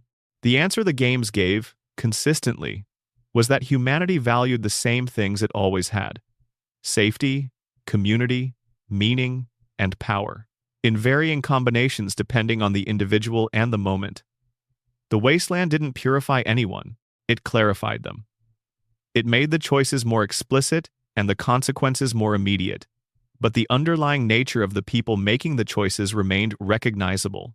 The vault dweller who saved the wasteland was exiled by the institution they saved it for, because institutions, even ones that owe their existence to a specific person, have interests that don't necessarily align with that person's. That's not a cynical conclusion, it's an honest one. And it set the tone for a franchise that has always been more interested in honest questions than reassuring answers. Section 11. The Enclave, Technology, and the Question of Who Inherits the Future. The Enclave is, across the franchise, the most direct expression of what the pre-war world's worst impulses look like when they survive the apocalypse intact. In the years before the Great War, the Enclave was the shadow within the government, the group of corporate executives and military officers and political operators who had decided, with the particular certainty of people who have never been told no by anyone who could enforce it, that they were the people who should survive and rebuild. They were not a secret society in the dramatic sense. They were something worse, a natural extension of the concentration of power that had been happening in American institutions for decades, simply made explicit. The Enclave believed in American exceptionalism in its most extreme form. They believed that the American ideals of liberty and democracy, while perhaps not always convenient to practice, were the highest expression of human political development, and that America's responsibility was to spread those ideals by whatever means necessary. They also believed, in practice, that the version of America worth preserving was the one that included them, and not necessarily anyone else. Their preparation for the Great War was meticulous. Facilities were built and stocked. The oil rig off the California coast became Control Station Enclave, the nerve center of their post-war operations. Congressional bunkers were established along the East Coast. Raven Rock, the mountain facility in Virginia, was prepared as an alternative headquarters. The military equipment they had access to was preserved, maintained, upgraded where possible. In the years immediately following the Great War, the Enclave kept a low profile, observing the wasteland rather than operating in it, collecting data, maintaining their capabilities, waiting for the right moment. Their genetic purity ideology, the belief that the post-war survivors were biologically compromised by radiation and mutagen exposure and therefore not truly American, not truly human in the sense that mattered, kept them from engaging with the wasteland population in any way that suggested partnership or compassion. The plan that the Enclave eventually settled on, the one that the Chosen One disrupted in Fallout 2, was to use the FEV as a weapon of mass sterilization and elimination, clearing the wasteland of its mutated population so that the Enclave and its carefully preserved genes could repopulate the continent as nature intended, which, in their framing, meant as they intended. It was genocide dressed in the language of restoration, which is a combination that has a long and unpleasant history. After their West Coast defeat, the East Coast Enclave under the AI President Eden attempted a version of the same plan, using Project Purity as the delivery mechanism. The Lone Wanderer's intervention and the destruction of Raven Rock ended that iteration. But the Enclave as an idea, as a set of beliefs about who deserves to survive and who gets to decide, proved more durable than any of its specific organizational forms. Scattered Enclave remnants appear in Fallout New Vegas, in Fallout 4, and across Fallout 76. Some of them have maintained the ideology. Others have drifted into simple survivalism. Their institutional identity faded into individual ambition. The power armor and energy weapons that mark Enclave soldiers as Enclave soldiers continue to be functional and lethal regardless of what their wearers believe, which is perhaps the most accurate possible statement about the relationship between technology and the ideas people put it in service of. The broader question of technology in the Fallout universe is one the franchise has never stopped interrogating. Pre-war technology was extraordinary. The things the pre-war world built, the robots and the power armor and the energy weapons and the genetic engineering, were genuine achievements of human ingenuity and engineering. They were also instruments of the political economy that produced them, which meant they were instruments of that economy's failures as much as its successes. The Brotherhood of Steel's approach to technology, preserve it and control it, reflects the paranoia of a founding generation that watched uncontrolled technology produce horrors. But it also produces a form of technological feudalism, where access to pre-war capabilities creates permanent hierarchies between those who have them and those who don't. The Brotherhood doesn't distribute the benefits of the technology it recovers, not systematically. It hoards them, which is conservation framed as conservation but operating as concentration. The Institute's approach, develop new technology beyond what the pre-war world achieved, reflects an ambition that is genuinely impressive and a moral framework that is genuinely catastrophic. The synths they've produced are a legitimate technological achievement. The process by which they developed them, using unconsenting human subjects in experiments that produced super mutants as a byproduct, makes the achievement inseparable from the atrocity. The NCR's approach, use existing technology to build democratic institutions that can eventually develop more, is the most prosaic and the most sustainable, if it can be made to work, which the NCR was struggling to do at the point where we observe it. Democracy is slow. Technology in a crisis environment doesn't wait for institutional processes to catch up. Mr. House's approach, place technology in the hands of a single super-intelligent individual who will make correct decisions about its deployment, is efficient in the short term and fragile in the long term, in ways that House, to his credit, was aware of. His system had no succession mechanism. His intelligence, while formidable, was a product of pre-war context and might not be well calibrated to post-war realities in ways he couldn't detect from inside his own cognitive framework. The franchise doesn't offer a resolution to the technology question because there isn't one that fits neatly into a narrative. What it offers instead is a persistent exploration of the same insight from different angles. That technology is not neutral, that the values embedded in the systems that develop and deploy technology determine what the technology becomes, and that a society organized around the maximization of any single value, whether it's purity, efficiency, democratic participation, or technological progress, will find that maximization producing distortions it didn't intend. The Pip-Boy is the franchise's most consistent symbol of this complexity. It is clunky, bulky, attached to the wrist, requires batteries or nuclear power to operate, and is among the most useful tools any individual in the wasteland can possess. It maps the terrain, it tracks radiation exposure, it manages inventory, it reads and stores data in a world where data is precious and rare. The Pip-Boy is the pre-war world's technology in its most human scale, most immediately useful form, and the fact that it still works 2 centuries after it was made is both a testament to its design and a reminder that the world that made it is gone. Section 12. The philosophy of the wasteland: what Fallout tells us about ourselves. War never changes. It's the line that opens every Fallout game, delivered over an image of the wasteland, and it is the franchise's thesis in its most compressed form. It's also, like most aphorisms, both true and misleading. The specific weapons change. The specific justifications change. The specific empires that go to war and the specific populations that suffer for it change. But the underlying dynamic, the competition for resources and power that eventually exceeds whatever constraints civilization has built around it, that seems to have a constant that transcends the particular historical moment. The Fallout universe is built around this observation in a way that is not defeatist, though it might look that way at first. The franchise is not arguing that war is inevitable, and therefore not worth resisting. It is arguing that the conditions that produce war are consistently underestimated by the people living through them, that the social structures that might prevent escalation are consistently undermined by the interests that stand to gain from it, and that the costs of those failures fall hardest on the people who had the least to do with causing them. The wasteland is full of people doing their best. That's the detail that gets lost when people summarize Fallout as dark or cynical. The caravan traders who haul supplies between settlements, knowing that raiders could hit them at any point. The doctors in settlements who treat radiation sickness with inadequate supplies because there isn't another option. The farmers in the Commonwealth who grow crops in irradiated soil because their family is hungry. The engineers trying to get pre-war water purifiers running, the teachers trying to run schools in repurposed ruins, the radio DJs sending music and news across the static.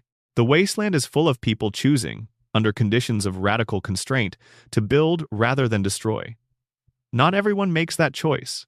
The raiders who prey on those caravans are also doing their best, in the sense that they've concluded that the conditions of their world don't reward the kind of patient institution building that might eventually produce something stable, and that immediate violence is the most reliable way to get what they need right now.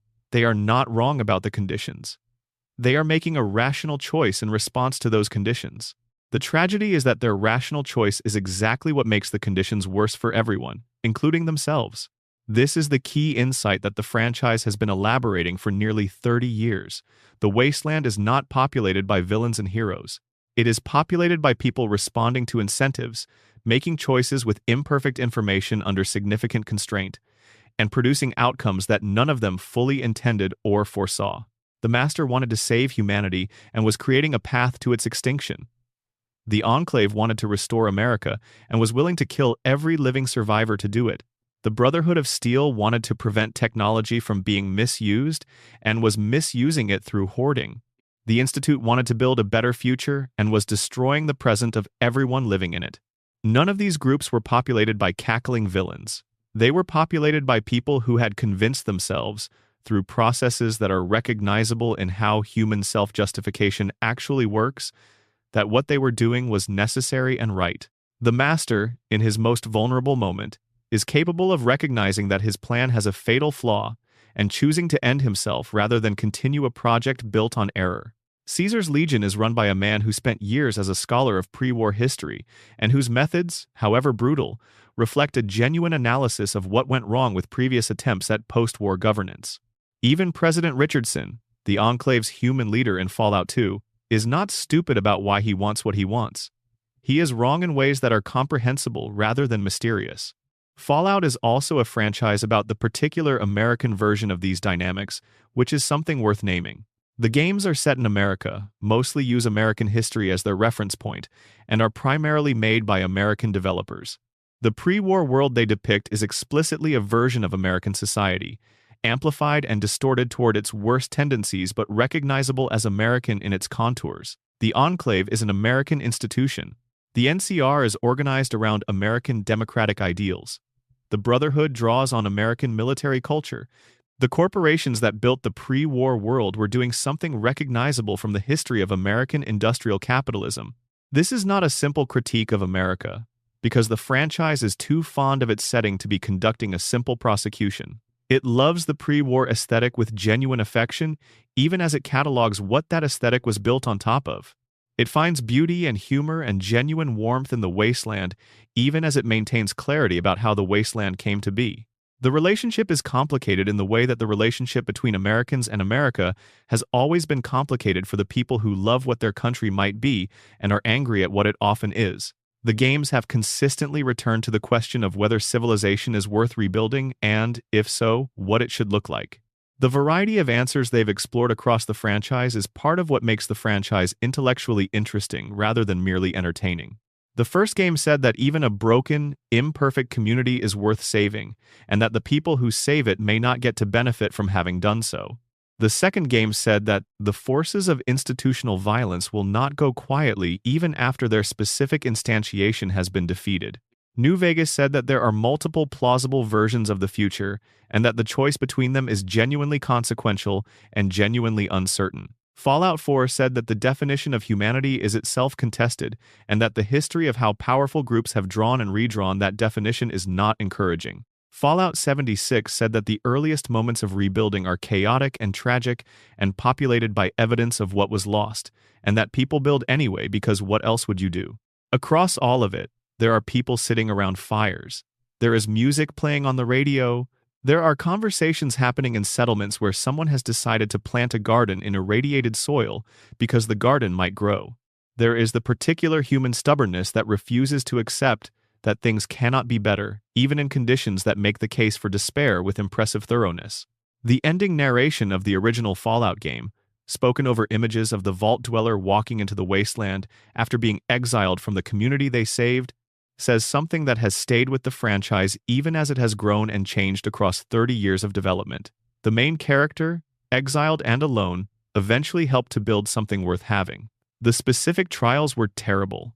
The specific outcomes were uncertain. The larger arc, over the decades that followed, was one of people making something from the wreckage. This is what Fallout is about, at its core. Not the bombs, not the monsters, not the factions and their competing claims on the future. Those are the instruments. The subject is what you do with the world after the worst has happened. What do you build? Who do you include? What do you give up? And what do you refuse to surrender? Who gets to decide what counts as human, what counts as civilization, what counts as worth preserving?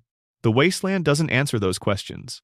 It poses them with extraordinary vividness, populates them with characters complex enough to hold more than one position at a time, and leaves the answers to the person walking through it. That person, in every game, is you.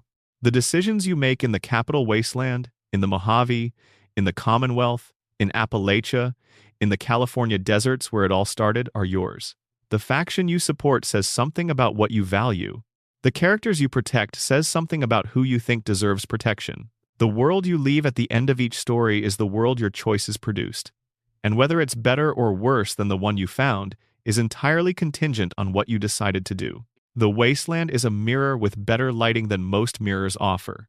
It shows you something about yourself by showing you the choices you'd make when the stakes are real, and the options are imperfect, and there is no one to tell you the correct answer. War never changes, but the people fighting it do. Sometimes, when conditions allow and when the right choices are made by people willing to make them. That's the fragile, persistent hope that runs through the franchise like a thread of light through broken glass. Not optimism, exactly. The franchise is too honest for easy optimism. But the recognition that humans, given the chance, will sometimes choose better, will sometimes build something worth having, will sometimes look at the ruins of everything that came before and decide to try again. That recognition is what the franchise keeps coming back to, in 100 different registers and from 100 different angles, over nearly 30 years of games and now through television. It is what makes the Wasteland worth exploring, even in the dark. Even in the deep hours when the radio is fading and the fire is low and the next settlement is very far away. The bombs fell 200 years ago. Something is still being built. And somewhere in the Wasteland, a radio is still playing. If you made it to the end of this journey through the wastes, thank you for spending this time here. Drop a comment, tell me your location and what time it is where you are. I love reading every single one. If you're not subscribed yet, there's a button for that. And every new video covers a story worth losing sleep over, or in this case, maybe the right amount of sleep. Sweet Dreams, Wanderer. Extended Section 1. The corporations that built the end of the world. There is something in the pre-war world of Fallout that rewards slow examination, the kind of attention you give a painting that looks simple until you stand close enough to see the brushwork. The surface is cheerful, the advertisements are bright, the music is warm. But the further you lean into the details, the more clearly you can see the mechanisms beneath the presentation, the specific institutional choices that made the Great War not just possible but, in retrospect, almost inevitable. The corporations deserve particular attention because in the Fallout universe, more than in almost any other fictional setting, the corporations are the lore. They are not backdrop or flavor text. They are the primary agents of history in the decades leading up to the war, and their decisions shaped the wasteland that survivors would inhabit for the next 2 centuries. Vault-Tec is the most famous of them, and the most thoroughly examined across the franchise, but it is worth understanding how Vault-Tec operated within a broader corporate ecosystem rather than as a singular aberration. The company was formed in the early part of the 21st century and grew quickly through government contracts. The United States government, watching the deteriorating international situation with the particular combination of institutional alarm and public confidence management that characterizes governments facing crises they cannot solve, wanted the appearance of preparedness. Vault-Tec provided that appearance. The vaults were real, the funding was real, the construction contracts were legitimate. Vault-Tec built genuine underground facilities capable of housing genuine populations. What was not real, or rather what was real in a way that the government's public messaging obscured, was the purpose. Vault-Tec's leadership had made an arrangement, details of which are distributed across the games in fragmented form, with the entities that would eventually become the Enclave. The vaults were not primarily shelters, they were laboratories. The populations that would inhabit them were not primarily survivors, they were subjects, and the research they would generate about human psychology under extreme conditions, about social organization in isolated environments, about what happens to communities deprived of external inputs over years and decades, would be valuable to whoever emerged from the catastrophe with the resources to use it. This arrangement required that Vault-Tec's leadership know, with some certainty, that a catastrophe was coming. The company ran advertisements encouraging people to consider vault accommodations with the easy cheerfulness of a firm selling vacation packages, but the internal communications that players find in various games suggest that at the executive level, there was no uncertainty about the outcome. The experiments were planned in advance. The protocols were written, the data collection methodologies were designed, the overseer instructions were drafted, all before the first vault was sealed. You don't do that level of preparation unless you know the shelters are going to be needed. The question of whether Vault-Tec went further than preparation, whether the company played a more active role in ensuring that the catastrophe it had prepared for actually occurred, is one that the franchise has left deliberately ambiguous. The television series introduced some elements that pushed toward a more active interpretation, suggesting that Vault-Tec's leadership had discussions about the timeline and the conditions that would be most favorable for their research program. But the canonical answer, if there is one, remains unclear.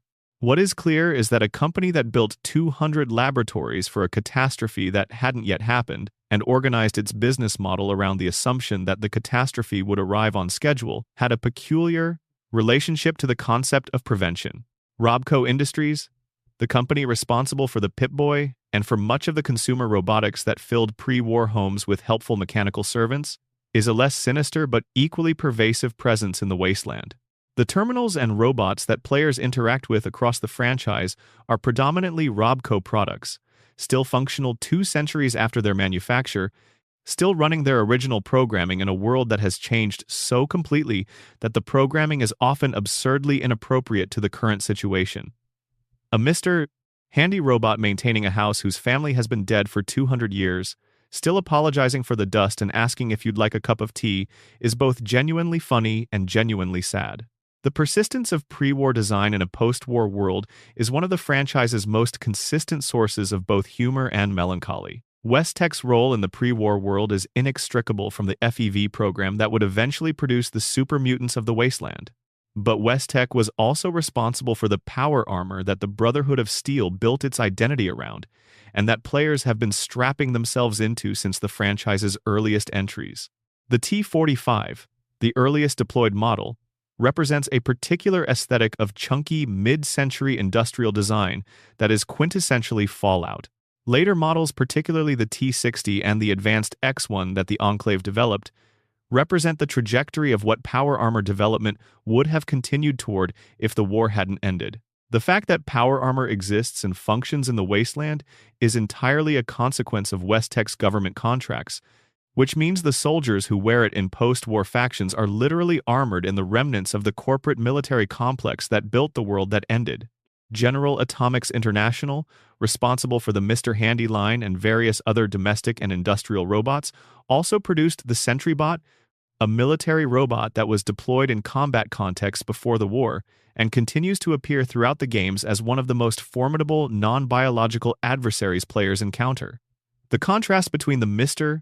Handy's affable domesticity and the SentryBot's lethal efficiency represents something about the pre-war world's particular capacity for normalization, the ease with which a society can hold in its mind simultaneously the robot that makes your coffee and the robot that can shred a human being, treating both as ordinary products of the same technological moment.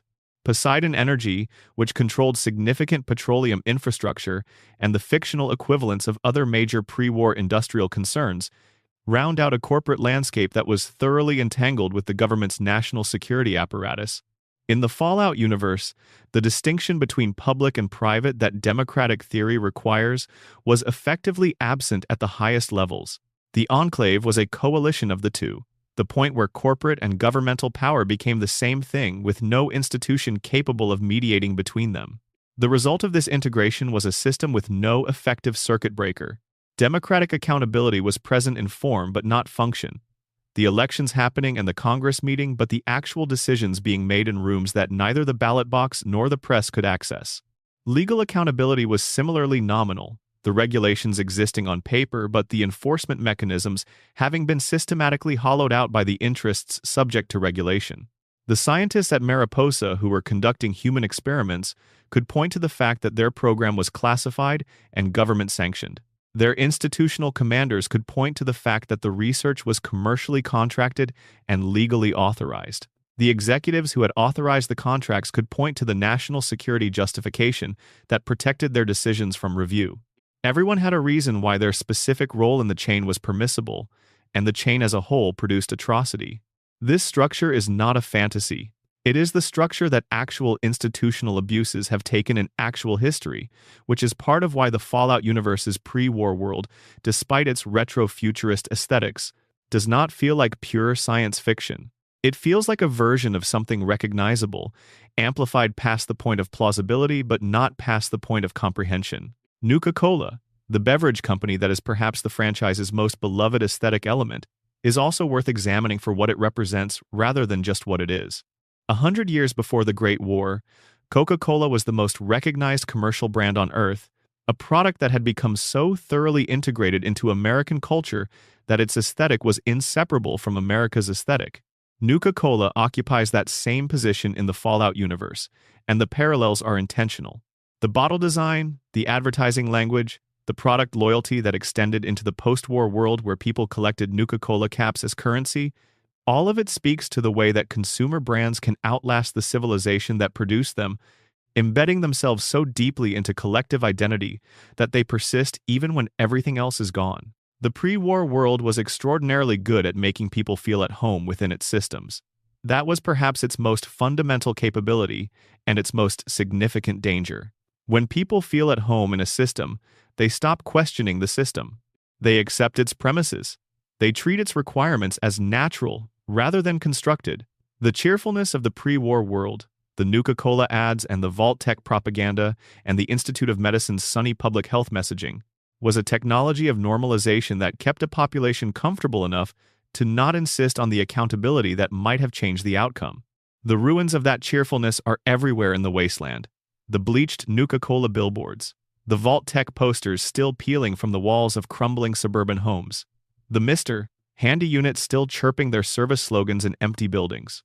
They are the fossil record of a civilization's relationship with itself, evidence of how thoroughly it had convinced itself that everything was fine, right up until the moment when everything demonstrably was not. Extended Section 2. The Long Road West. The NCR's full history. The New California Republic is the closest thing the Fallout universe has to a genuinely hopeful political project, and its history is therefore the most instructive study in how political hope confronts the conditions of a broken world. It began, as mentioned, with Vault 15 and the community of Shady Sands. The Vault had housed people with fundamentally different ideological orientations, and when it opened after 50 years, those differences produced fractures. Some of the community went one direction, some went another.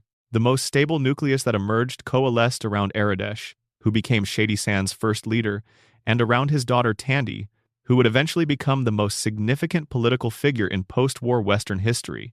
Tandy grew up in a town that was poor and threatened, and perpetually aware of how fragile its survival was. Raiders from the surrounding wasteland, including the Khans who would eventually evolve into the great Khans encountered in New Vegas, were a constant threat. The caravan routes that connected Shady Sands to the hub and other regional settlements were dangerous in ways that required negotiated arrangements and occasional military action to maintain.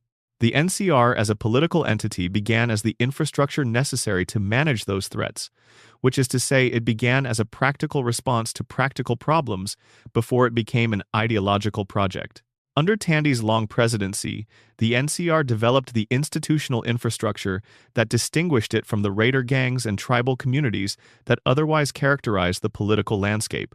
Courts, schools, a professional military, the NCR Rangers, that combined the effectiveness of the Desert Rangers who had existed in Nevada since shortly after the war with the NCR's logistical support. A currency, the NCR dollar, backed by the gold reserves at the Mojave's Fort Knox equivalent. Trade agreements that reduced the danger of the caravan routes by creating mutual interest in maintaining them.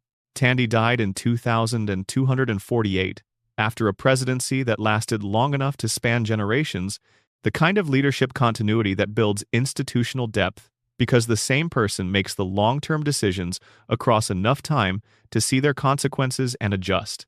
Her death created a succession challenge that the NCR's democratic institutions handled, barely, and the republic that followed was measurably less coherent than the one she had built.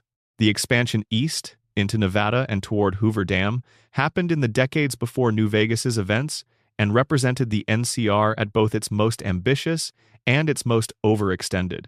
The dam was a genuine prize, a source of electricity at a scale that could power a significant urban area. something the wasteland had not had since before the war. Its control would give the NCR a strategic advantage over every other political entity west of the Mississippi. But the Mojave was not California. The populations there had their own established patterns, their own local governments, their own loyalties and grievances. The NCR moved in with the confidence of an institution that believed its governance model was superior to what the region had before, which was partly true and partly the kind of assumption that makes colonialism possible, the premise that what you're replacing was less valuable than what you're bringing. The Mojave Wasteland's residents had been managing their own affairs, imperfectly, for 2 centuries. The Kings and Freeside controlled the area around New Vegas's outer districts and provided a kind of community authority. Novak, built around a pre-war dinosaur statue, had its own self-governance arrangements. Prim had the Vicky and Vance Casino and a population that was just trying to get by. All of these communities, and many others, found themselves incorporated into the NCR's administrative structure without much consultation about whether they wanted to be, and then found that the NCR's protection came with taxes, resource extractions, and military deployments that served NCR strategic interests rather than local ones. The tension this created is part of what makes Fallout New Vegas's political landscape so rich. The NCR is not wrong that its institutions are better than the alternatives in certain respects. The rule of law it maintains, imperfectly, is better than no rule of law. Its suppression of raider activity, accomplished through military force, makes the roads safer for ordinary people. The medical resources it can deploy, when it chooses to deploy them, exceed what any individual settlement can provide. But the experience of being governed by the NCR is, for many Mojave residents, the experience of having decisions made about your life by an institution that is very far away and does not particularly need your input. The soldiers who enforce NCR authority in the Mojave are overwhelmingly Californian, drawing their cultural reference points from a context that has little to do with the Mojave. The administrators who process NCR paperwork in Novak or Prim are implementing policies designed for a different population's circumstances and applying them uniformly because uniformity is what administration produces. This is the central tragedy of the NCR. It represents a genuinely better version of political organization than most of the wasteland has access to, and it delivers that version in ways that consistently undercut its legitimacy with the populations it governs, which makes the governance harder, which leads to more resource expenditure, which makes the governance less sustainable, which eventually produces the kind of crisis that New Vegas depicts on the eve of the Second Battle of Hoover Dam. The NCR's military, stretched across California, Nevada, and portions of other territories, was fighting on multiple fronts in the years before New Vegas's events. The Legion in the east, raiders and local resistance throughout the Mojave, the logistics of supplying a military force operating 1,000 miles from its primary support infrastructure, the soldiers at Camp McCarran, at the outposts along the I-15, at Hoover Dam itself, were exhausted and undersupplied and aware that what they were defending was more about the NCR's strategic interests than about the immediate welfare of the people they were theoretically protecting. This institutional strain was compounding with the political problems back in California. The NCR's democratic institutions, functioning well enough that they were genuinely democratic in the sense of producing changes of government through elections, were also producing the political dysfunction that democracies produce: factional conflict, short-term thinking driven by electoral cycles, corruption in the middle layers of the bureaucracy, where decisions about resource allocation were made below the level of public accountability. The NCR in New Vegas is a republic in the middle of the crisis that its own success produced. It had grown larger than its institutional capacity. It had made promises it couldn't consistently keep. It had taken on strategic commitments, particularly in the Mojave, that were not calibrated to what it could actually sustain. And it was governed by people making decisions under the pressure of an impending military confrontation that would decide whether everything they had built would survive. That the player can help the NCR win, or can choose not to, or can choose to replace it with something else entirely, is part of the franchise's honesty about political complexity. The NCR deserves to be supported if you believe its institutions are worth preserving. It deserves scrutiny if you're paying attention to how it uses power. Both of those positions are available within the game's framework, and the moral weight of the choice is not diminished by the fact that neither position is simple. Extended Section 3. The New Vegas Strip, Mr. House, and the City He Kept. Las Vegas is the wasteland's great exception. The place where the rule that the bombs changed everything confronts the reality that in Las Vegas, some things were preserved that the bombs couldn't touch, which is to say the desire to be somewhere that glitters, the appetite for controlled excitement, the human need for a place that operates on different rules from the rest of the world. Robert Edwin House had been born rich and had spent his life becoming richer, which in the pre-war world was not particularly unusual for a man of his intelligence and ambition.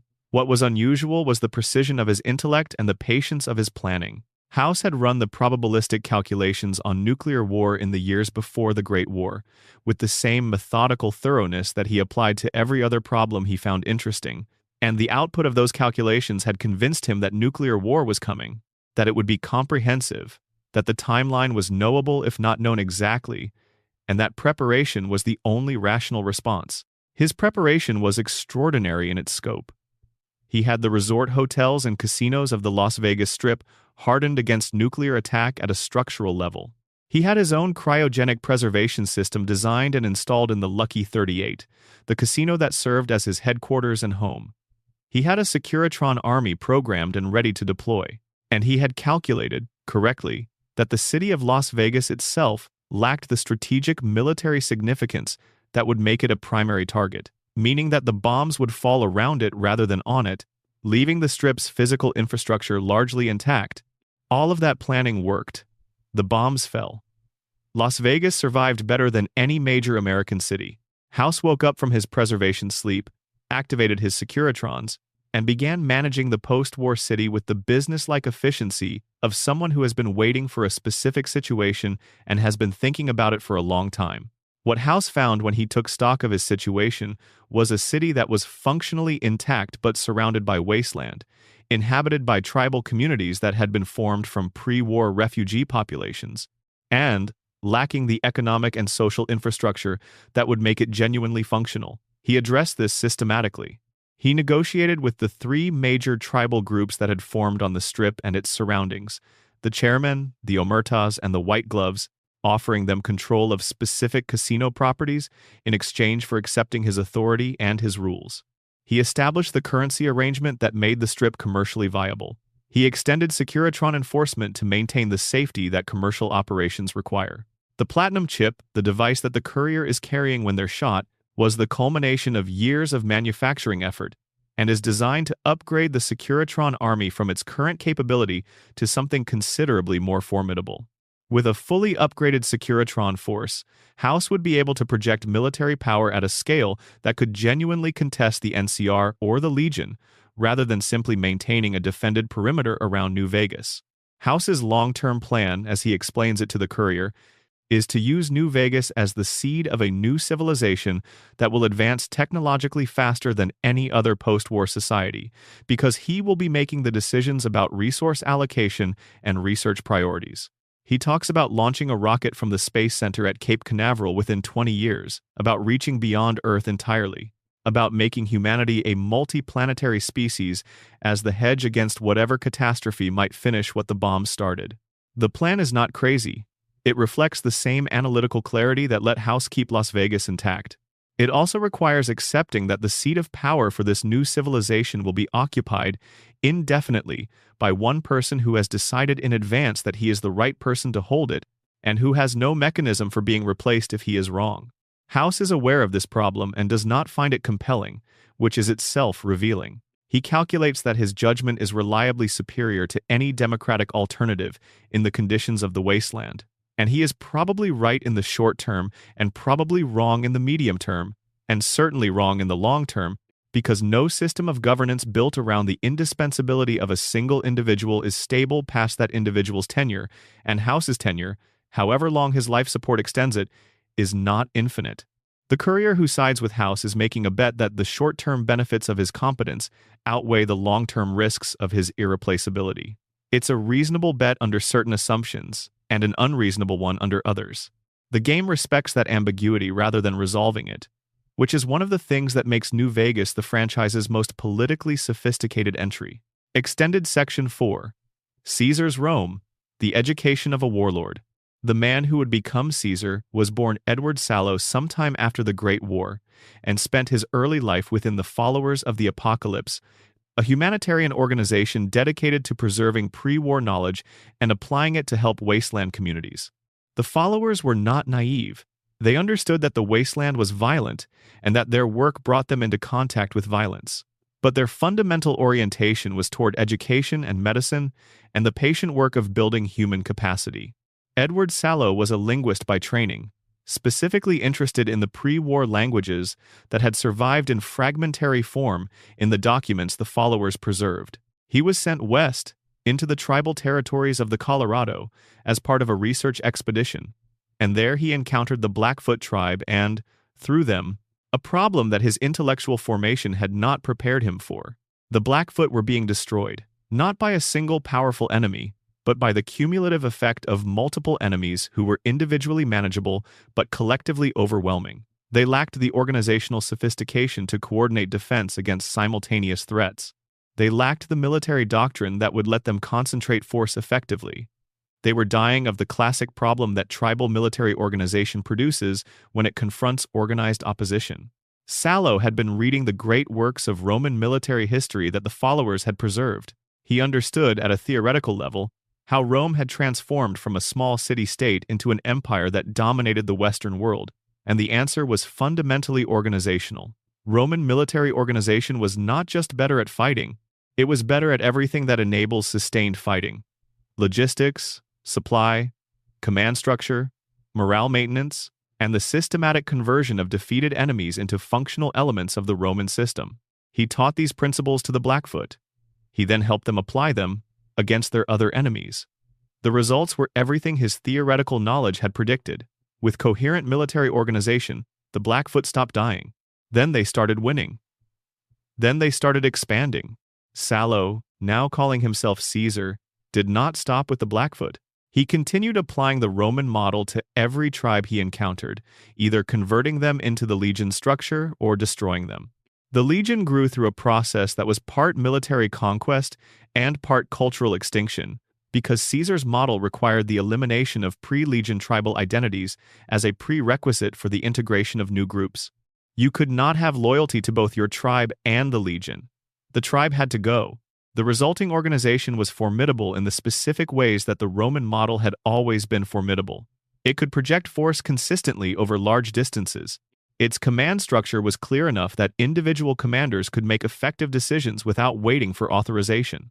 Its soldiers were disciplined to a degree that individually leveled the difference between Legion troops and NCR regulars, and it could absorb defeated enemies, replenish its losses, and continue operating even after tactical defeats that would have destroyed less resilient organizations. But Caesar's model, like Rome's, had failure modes that its success obscured.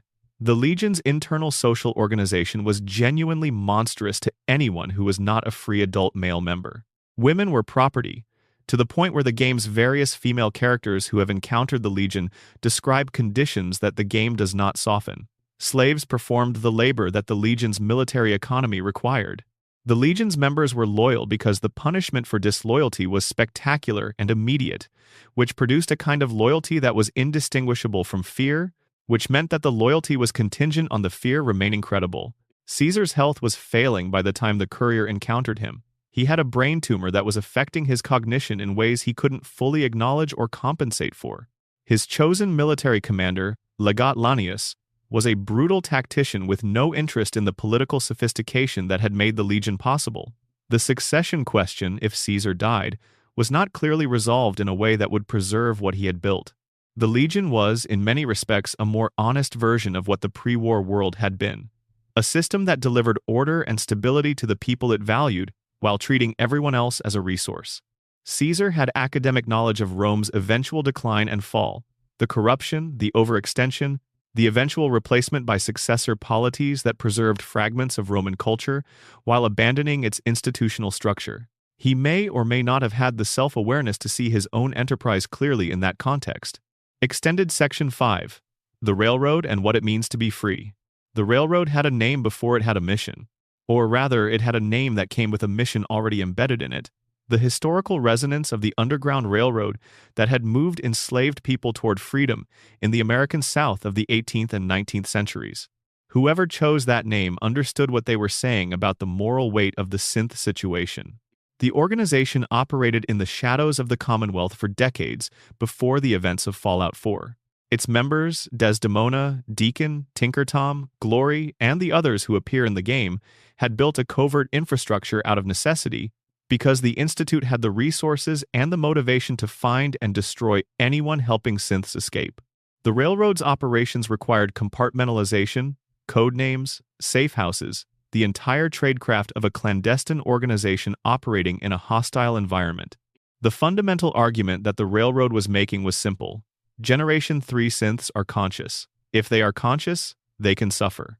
If they can suffer, enslaving them and destroying them when they become inconvenient is a moral horror.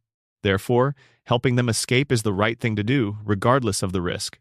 The counter-argument, held by the Brotherhood and by many individual Wasteland residents, was that synths were machines, sophisticated machines, convincingly human-appearing machines. But machines, the appearance of consciousness, the behavioral evidence of emotional response, were programming rather than inner experience. Treating them as people was a category error that would have consequences for how genuine people were treated, by blurring the distinction between the two. The franchise doesn't resolve this argument, which is the right choice. The philosophical question of what consciousness is, how we detect it, and what it obligates us to is one of the oldest and most difficult in human intellectual history, and it does not become simpler by being placed in a science fiction context.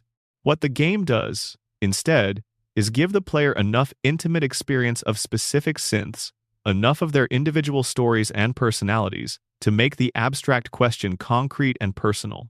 Nick Valentine, the synth detective of Diamond City who becomes one of the game's most compelling companion characters, is a Gen 2 synth who carries the memories and personality of a pre-war detective named Nick Valentine, a man who is long dead.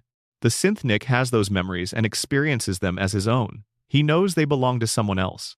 He navigates the extraordinary strangeness of having an identity built on borrowed history with a kind of weary integrity that is one of Fallout 4's genuinely moving character achievements. Whether Nick is conscious in the philosophically rigorous sense is a question the game doesn't answer. Whether Nick is someone worth caring about is something the game answers on the first conversation. The Railroad's mission was not, ultimately, just about synths. It was about the principle that the capacity to experience personhood, however that capacity arises and whatever mechanism underlies it, creates an obligation in those who recognize it. This is a principle that has been contested throughout human history, applied inconsistently, and often motivated by interests that had nothing to do with the principle itself.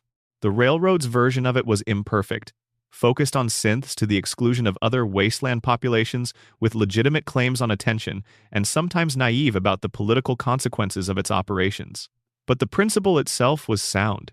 Extended Section 6. The Deep Dark Fallout 76's Hidden Horrors. The thing about Appalachia's geology is that the mountains are old. The Appalachian Range is among the most ancient on the planet, worn down by hundreds of millions of years of erosion from heights that would have rivaled the Himalayas into the gentle, forested ridges that form the landscape of West Virginia. Beneath those ancient mountains, in cave systems that had been forming since before mammals existed, things had been living for a very long time in darkness. When the bombs fell and the radiation surged through the substrate, those things changed. What became the scorch beasts? Enormous bat-like creatures that could fly distances that seemed impossible for their body plan, that could exhale superheated plasma as a weapon, that carried a mutagenic plague in their biology, were the product of ancient deep cave organisms radically transformed by radiation, acting on genetic material that had evolved in environments of extraordinary stability for geological ages. The radiation was not just a poison. In the Fallout universe, it was also an accelerant, compressing evolutionary change into timescales that natural selection would require millions of years to produce. The scorched plague that the scorch beasts carried and spread had a mechanism that was particularly cruel in its design. It preserved the gross motor function of infected creatures while eliminating higher cognition. A scorched human being could still move, could still fight, could still be directed toward hostile action by the plague's influence, but the person who had inhabited that body was gone, replaced by a biological mechanism optimized for spreading the infection further. The strategic challenge this created for the survivors of Appalachia's post-war period was immense. You couldn't negotiate with the scorched, you couldn't reason with them. You couldn't quarantine them in any conventional sense because the scorch beasts that were the primary vector were flying creatures that could cover terrain in ways that ground-based barriers couldn't address. The plague spread in every direction from the cave systems where the scorch beasts originated, until the human population of Appalachia was effectively eliminated. The Responders, a post-war organization formed from first responders who had managed to organize after the Great War and were trying to provide medical care and emergency services across the region, lasted longer than most of the other human factions. Their records, which players find in terminals and holotapes across Appalachia, document the process of watching their numbers diminish, watching the scorched advance, trying to develop treatments for the plague while their personnel were being converted faster than they could train replacements. The last responders died in the months and years before Vault 76 opened, leaving behind a body of documentation that reads like the record of a last stand. The Free States were libertarian communities that had been skeptical of both the government and the Vault program and had built their own private underground shelters in the years before the war. Their ideology was consistently suspicious of collective action and institutional authority, which meant that in the early post-war period, they were less coordinated than the responders but also harder to destroy because they were more diffuse. They held out longer. In the end, they fell to the plague too. What survived in Appalachia when Vault 76 opened was not a human society in any recognizable sense. It was an ecology of threats, mutated creatures occupying every ecological niche, with the scorch beasts and their scorched servants as the apex predators of a food web that had been radically reorganized by the same forces that had created it. The forests of West Virginia, which had been beautiful and extensive before the war, had become something different, still forested but populated by flora and fauna that had no pre-war equivalent. The player character's journey through this landscape is an experience in paleontology of a kind, examining the evidence of civilizations that existed very recently and are already almost completely gone, reading the record and the objects they left behind. A holotape from a responder doctor describes her last shift before the plague took her community. A Free States terminal records the paranoid but occasionally accurate assessments of a man who had predicted that the government and the corporations would ultimately betray the people they claimed to serve. A note from someone who simply wanted to leave something behind, who wrote on a piece of paper in a cabin in the mountains because writing felt like an act of persistence, like insisting that they had been there and had mattered. The game's atmosphere in these sections is among the most quietly devastating in the franchise, because it is an experience of enormity and very small human things at the same time. The scale of the catastrophe is everywhere. The individual lives that were lost to it are preserved in fragments, as data rather than presence, which is its own kind of haunting. Extended Section 7. The geography of the wasteland, what the land remembers. One of the things that Fallout understands, at a deep level, is that landscapes carry history. The wasteland is not a neutral space on which post-war events are inscribed. It is already inscribed by the pre-war world, by the choices that world made about where to build things and how to build them and who would be allowed to live where. The ruins are not just ruins. They are the specific ruins of specific decisions. Washington, D.C., the setting of Fallout 3, is a landscape organized around monuments to the idea of itself. The Lincoln Memorial, the Washington Monument, the Jefferson Memorial, where Project Purity plays out.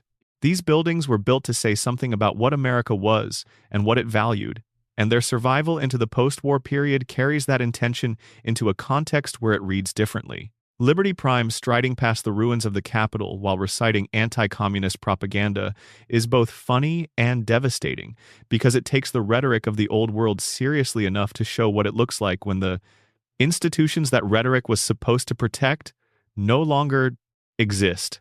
The Commonwealth of Fallout 4 is structured around Boston's specific geography, which is to say it is structured around a city that was built in layers over centuries, with older structures buried beneath newer ones, with the colonial-era city still partially visible beneath the industrial city visible beneath the mid-century city that was becoming the 21st century city when the bombs fell.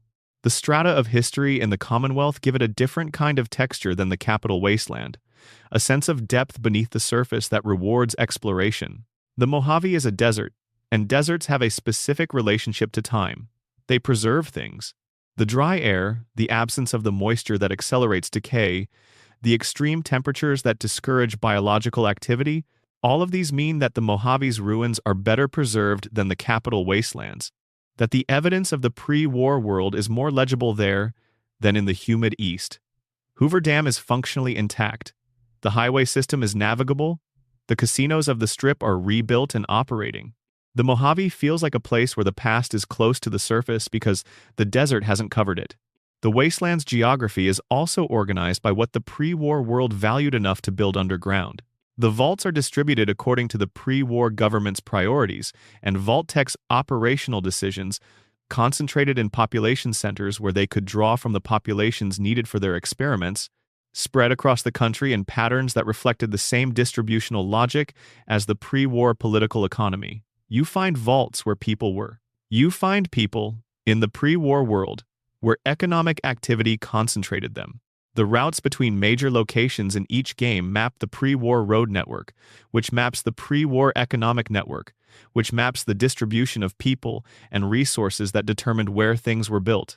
Even 200 years later, with bridges collapsed and highways cracked and overgrown, the broad outlines of the pre-war geography remain legible. You travel the same corridors that pre-war travelers used because those corridors reflected the underlying geography of the land, which doesn't change in 2 centuries.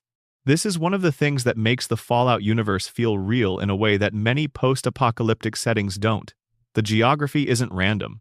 It follows logic, the logic of the pre-war world's decisions about where things should be, filtered through 200 years of decay and adaptation.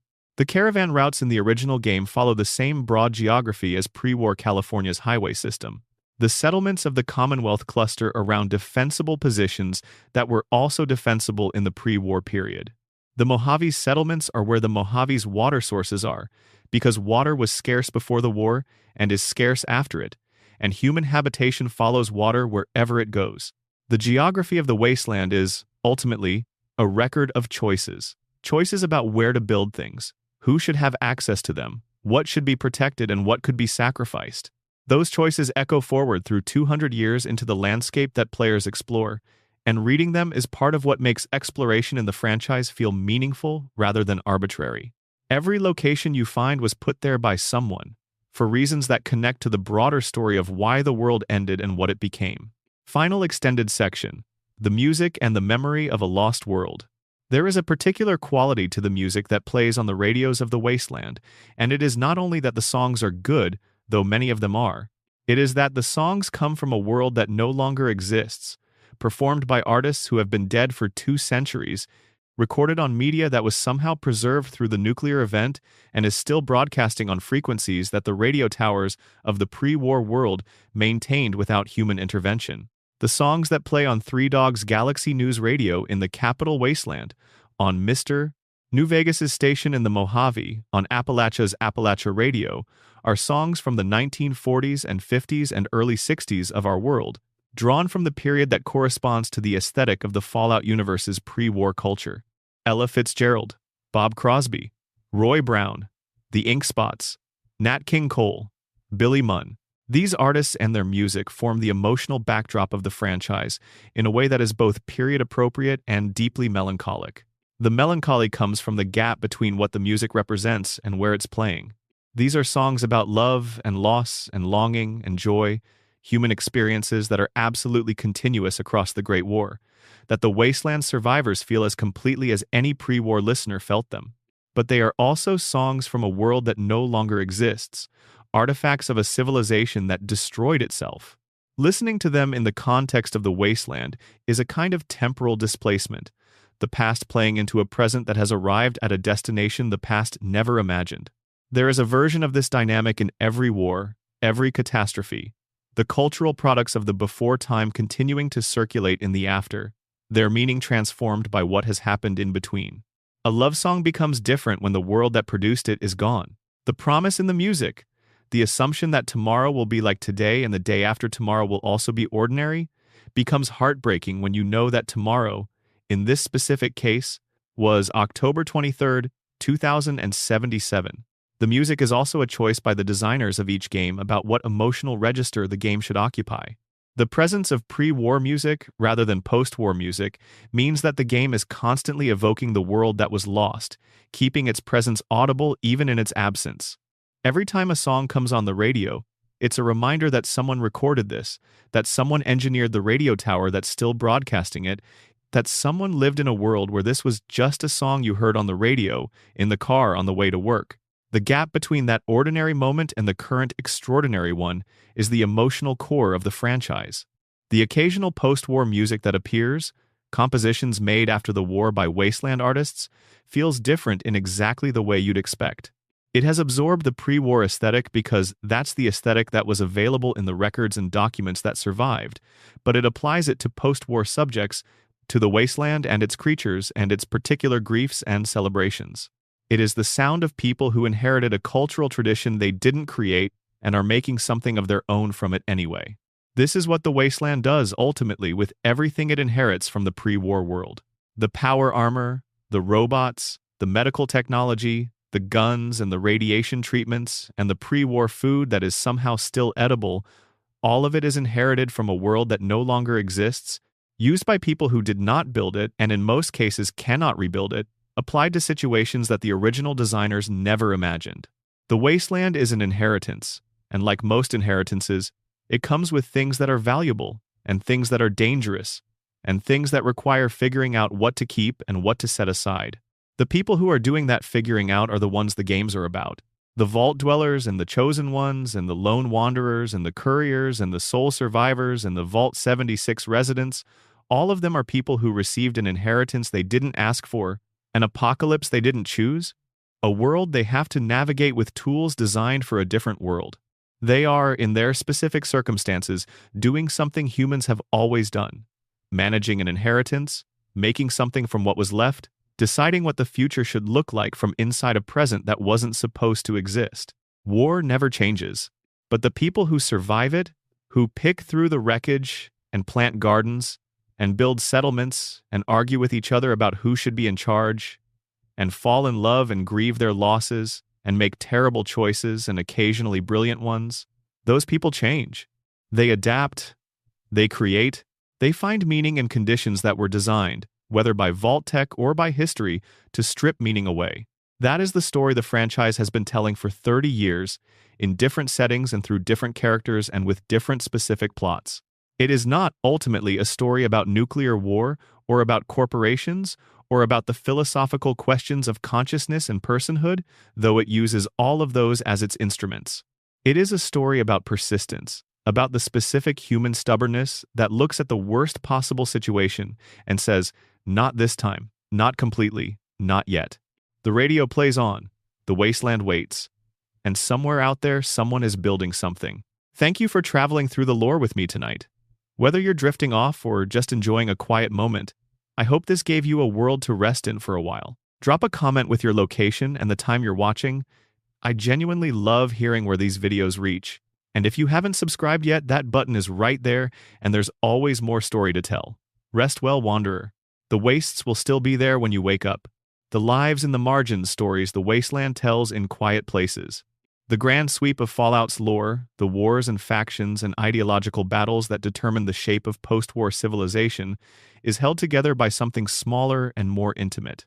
The individual lives that the games document in their quieter corners. The holotapes that a trader recorded for a family he thought he'd return to. The terminal entries of a scientist who understood what her research was being used for and couldn't find a way to stop it. The journal of a person in a vault who watched their community deteriorate and wrote everything down because writing felt like resistance.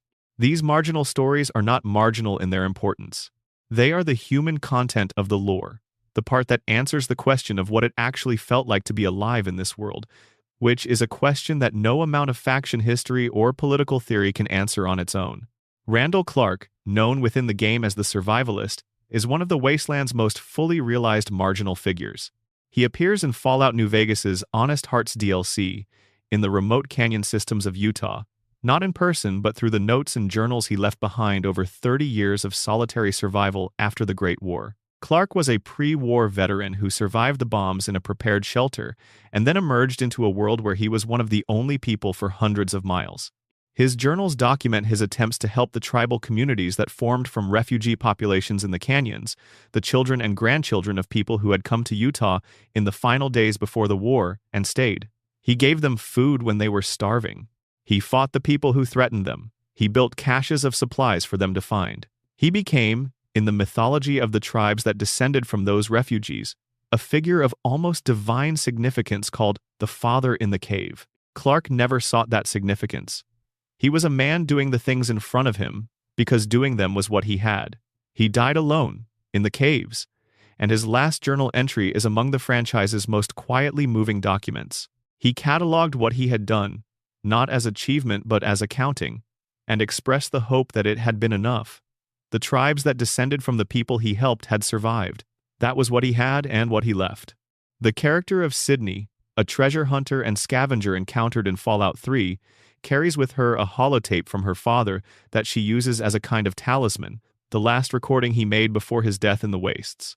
Players can listen to the holotape, and it is a father talking to his daughter in the kind of loving, specific language that exists between particular people in particular relationships, not general wisdom but the specific things this man wanted this girl to know.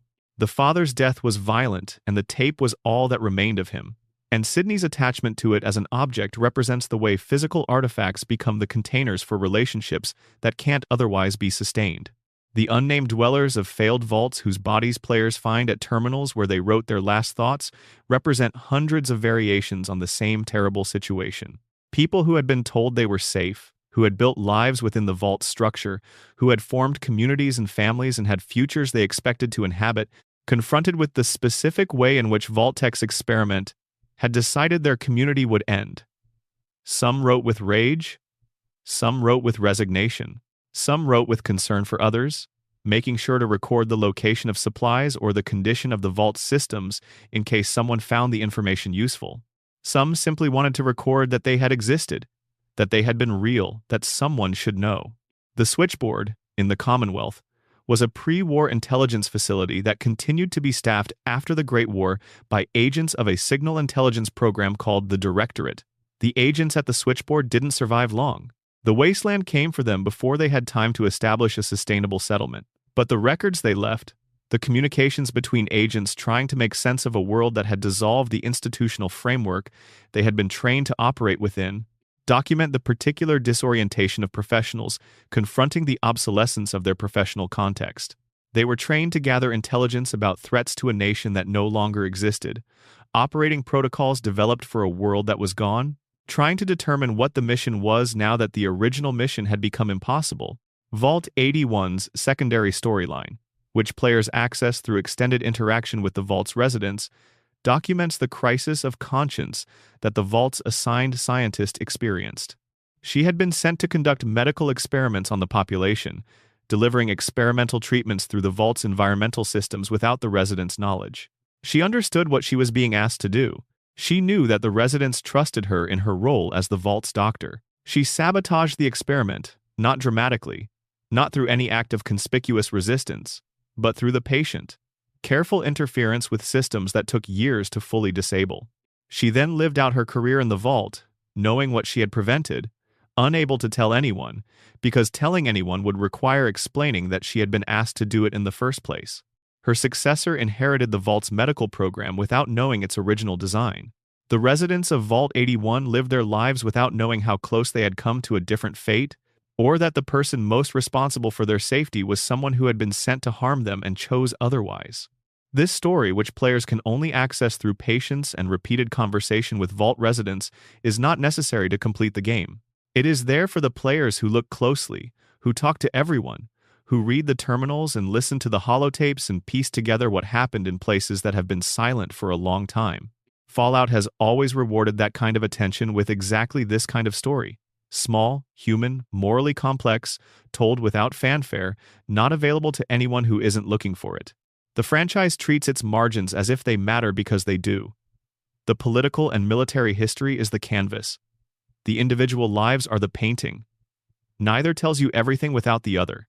The Children of the Wastes, what was carried forward. 200 years is approximately 8 human generations, which is long enough for the direct memory of the pre-war world to have been lost entirely in most communities. The grandchildren of the people who survived the Great War were born into the wasteland as their native context.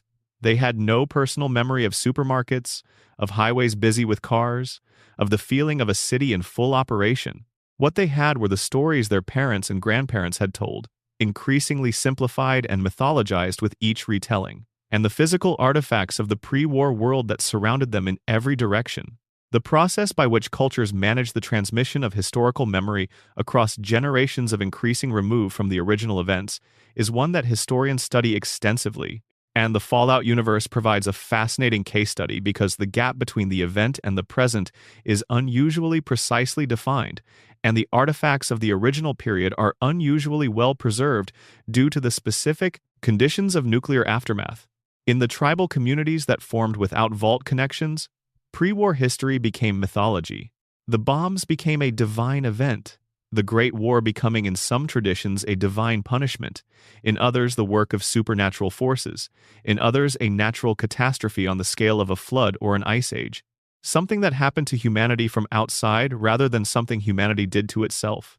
The specific political and corporate decisions that produced the war were not transmissible in meaningful form across generations of oral tradition, so they simplified into the kinds of narratives that oral traditions reliably produce: morality tales, origin stories, explanations for the current order of things that gave that order a coherence it might not otherwise have.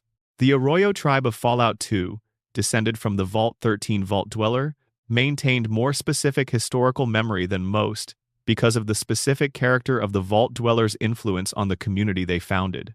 But even in Arroyo, 2 or 3 generations removed from the events of the original game, the specifics had blurred into legend. The chosen one who goes to find the Gek carries with them a sense of the Vault Dweller as ancestral figure without the full complexity of who that person was. The Children of the Atom, a religious movement that appears in multiple games across the franchise, represents the most dramatic transformation of pre-war history into post-war mythology. The movement worships nuclear radiation as a divine force, viewing exposure to it as a form of communion, viewing nuclear explosions as acts of divine creation. Their theology is built around the specific conditions of the post-war world in a way that makes complete sense once you understand that the founders of the movement were people for whom radiation was a defining feature of existence, something that was everywhere and inescapable, and that had transformed everything, including themselves. The Children of the Atom are, from a certain angle, doing exactly what religious traditions have always done: finding sacred meaning in the features of the world as experienced. Their specific features included mushroom clouds and Geiger counters, and the glowing green of highly irradiated zones, and they built a theology that made those features sacred rather than simply terrible. Whether that theology is wrong in any way that other theological traditions are not wrong is a question the franchise leaves, appropriately, open. The Brotherhood of Steel's approach to history is particularly revealing. As an institution founded in the immediate aftermath of the Great War, with living memory of the pre-war world in its founding generation, the Brotherhood has maintained more specific historical continuity than most wasteland factions.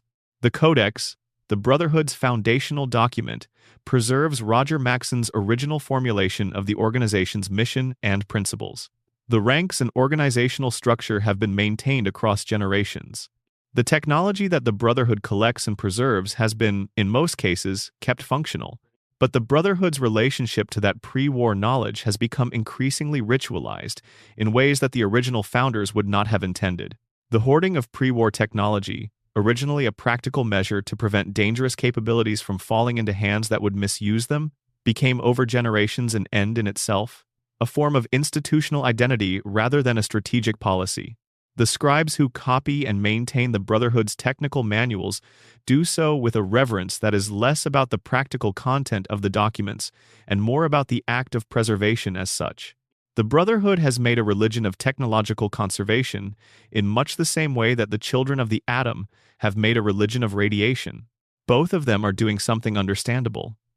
The post-war world had stripped most communities of the material foundation for the kind of secular rationalism that the pre-war world had at least aspired to. In conditions of radical uncertainty and recurring existential threat, the human tendency to find sacred meaning in the things that seem most powerful and persistent reasserted itself everywhere, in wildly varying forms depending on what the local community had to work with. The NCR, by contrast, maintained a secular institutional culture built explicitly on pre-war democratic ideals, and it was the faction that most clearly tried to rebuild the administrative and legal infrastructure of the pre-war world. Its success in doing so was partial, and its methods were imperfect, but the attempt was itself significant.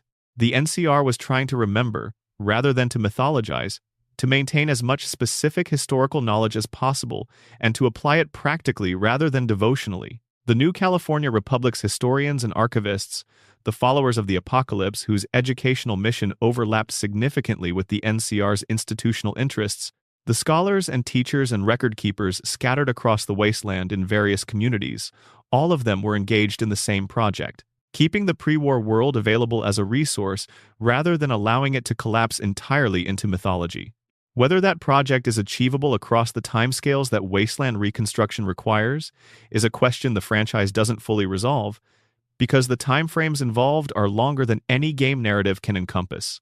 What it does establish, through the contrast between communities that have maintained more historical specificity and communities that have allowed pre-war history to mythologize, is that the maintenance of accurate historical memory is work.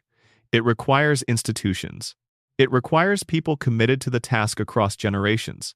It requires the material conditions that allow people to dedicate time to documentation and education rather than pure survival. The Wasteland, in most of its versions, does not make that work easy, which means that the people who do it are doing something genuinely significant, even if what they're preserving is incomplete and imperfect. The Fallout universe's implicit argument about historical memory is that the specific form of inheritance matters. A mythology about the pre-war world is less useful for rebuilding than an accurate account, even if the accurate account is complicated and uncomfortable and includes things that the people doing the rebuilding might prefer not to have been true. This is, again, not a uniquely science-fictional observation. It is a comment on the actual difficulty of historical memory in the actual world, where the specific catastrophes of history have a way of simplifying into narratives that are more useful for contemporary political purposes than for historical accuracy.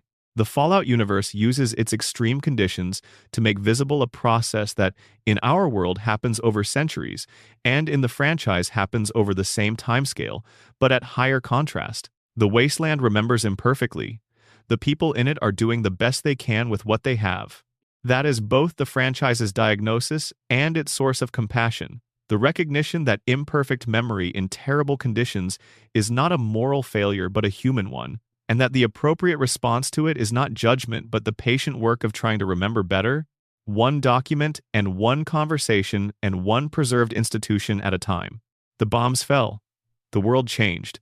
And the work of understanding what happened and what it means continues in every ruined library and every functioning terminal and every song that still plays on the radio long after the people who made it are gone. That's the story. That's all of it, and none of it, because the story of the Wasteland is still being written in every game and every settlement and every choice that someone makes about what kind of future they want to build from the ruins of the one that ended. The radio keeps playing. The Wasteland keeps waiting. And somewhere out there, someone is sitting by a fire, telling the story of how the world ended, getting some of it right and some of it wrong and passing it forward anyway, because that is what people do with the things they've survived. That is what we have always done. Sleep well. The glow and the shadow radiation as metaphor and mechanism. Radiation is everywhere in Fallout, which is both a literal fact about the post-war world and one of the franchise's most sustained metaphors. The Geiger counters that players carry, clicking faster as they move into more contaminated areas, are measuring something real within the game's physics, but they are also measuring something about the relationship between the world's past and its present. Radiation is what the bombs left behind. It is the persistent consequence of a decision that two civilizations made in 2 hours and that the world will carry for thousands of years. The half-life of various radioactive isotopes means that the radiation of the Great War would not, in most respects, still be at the acute levels depicted in the games after 200 years. The franchise takes liberties with nuclear physics, which is reasonable given that it also takes liberties with evolutionary biology and computer science and several other fields. What matters for the story is not the precise physics, but the fact that the radiation is still there, still shaping everything, still the first thing you measure when you walk into a new area. The world has not recovered from what was done to it, and the radiation is the evidence. Ghouls, the franchise's most direct embodiment of radiation's biological effects on humans, represent in their existence a question about what it means to be changed by something you didn't choose. A ghoul did not decide to absorb the radiation that transformed them. They were caught in the event, survived it in a form they could not have predicted, and have spent however many decades since managing an existence that the world they were born into did not prepare them for.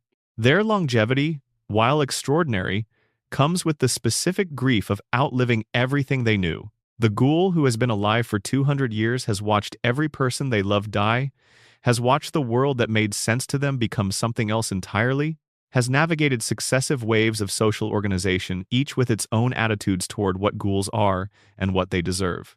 The franchise's treatment of ghouls as a minority population navigating a world that ranges from indifferent to hostile, depending on which settlement they're in and which period of the franchise's history they're navigating, is one of its most consistent ethical threads. The question of who deserves inclusion in the community, of what characteristics are appropriate bases for exclusion, runs through every game in some form. The ghouls make it concrete because they are recognizably human in every way that matters for communication and community, and still face the exclusion that comes from looking wrong. The glowing ones, ghouls who have absorbed so much radiation that they themselves emit it, represent the far end of this spectrum, beings whose transformation has gone so far that they function as walking radiation sources. They are hostile in most contexts, but they are also, in certain readings of the lore, simply beings who have been changed past the point where ordinary social integration is possible, which is a tragedy rather than a moral failure. The glowing one didn't choose this any more than the ordinary ghoul chose their condition. The hostility they project may be as much a product of how they've been treated as of what they've become. Radiation in Fallout is also specifically associated with places that were important before the war. The Glow, in the original game, is a particularly irradiated location in the ruins of a pre-war research facility, dangerous enough that the Brotherhood of Steel uses a mission into it as a test of worthiness that they expect applicants to fail. The Jefferson Memorial, which had been a tourist destination and a monument to Enlightenment ideals, becomes the site of a battle over clean water in a world where radiation has made clean water scarce. The radioactive zones of the Commonwealth cluster around industrial areas and military installations, the places where the bombs fell most heavily because those were the places with the greatest strategic value. The geography of radiation is the geography of consequence. The most contaminated areas are the ones where the most important decisions were made, the places of industry and military power that were highest on the target list. The people who built those institutions did so, not thinking about the radiation they would leave behind. The people who navigate the post-war world around those irradiated zones have to think about it constantly. This is the specific moral geography of consequence that the franchise maps. The radiation falls heaviest where the power was concentrated, which is where the decisions were made, which is where the fewest people who bore the consequences had any say in the process. The civilians who happened to live near a military installation didn't design the installation or determine the targeting priorities of the nuclear exchange. They simply inhabited the geography that other people's decisions made lethal. Every Geiger counter clicking upward in a hot zone is telling that story. Every time a player character pops a Rad-X tablet or drinks Nuka-Cola Quantum for its rad-removing properties, they are managing the ongoing cost of decisions that were made before they were born. The radiation is, in this sense, the franchise's most honest symbol, the persistent, measurable, inescapable consequence of choices made by powerful institutions for reasons that had nothing to do with the people who would live with the results. The franchise has never suggested that this consequence is avoidable. You cannot unirradiate the wasteland. You can manage your exposure. You can use the technology available to reduce the harm. You can find the less contaminated zones and prefer them. But the radiation is there, and it will be there, and the appropriate relationship to it is not denial or despair, but adaptation, the same relationship that the wasteland requires to every other feature of its inheritance. Living in the wasteland is, in this respect, a practice in accepting the world as it is while working to make it better, rather than requiring it to be other than what it is before engaging with it. The characters who do this successfully, who navigate the radiation and the violence and the institutional failures and the human meanness, and still find ways to help and build and connect, are the ones the franchise offers as models, not of heroism exactly, but of functional human persistence in conditions that are designed to prevent it. What remains the legacy of a universe still being written? The Fallout franchise turned 30 in 2027, measured from the original game's release in 1997. In that time, it has produced 6 mainline games, multiple spin-offs and expansions, a successful television series that introduced the lore to audiences who had never touched a controller, and a fanbase that includes some of the most dedicated and analytically meticulous people in any fandom.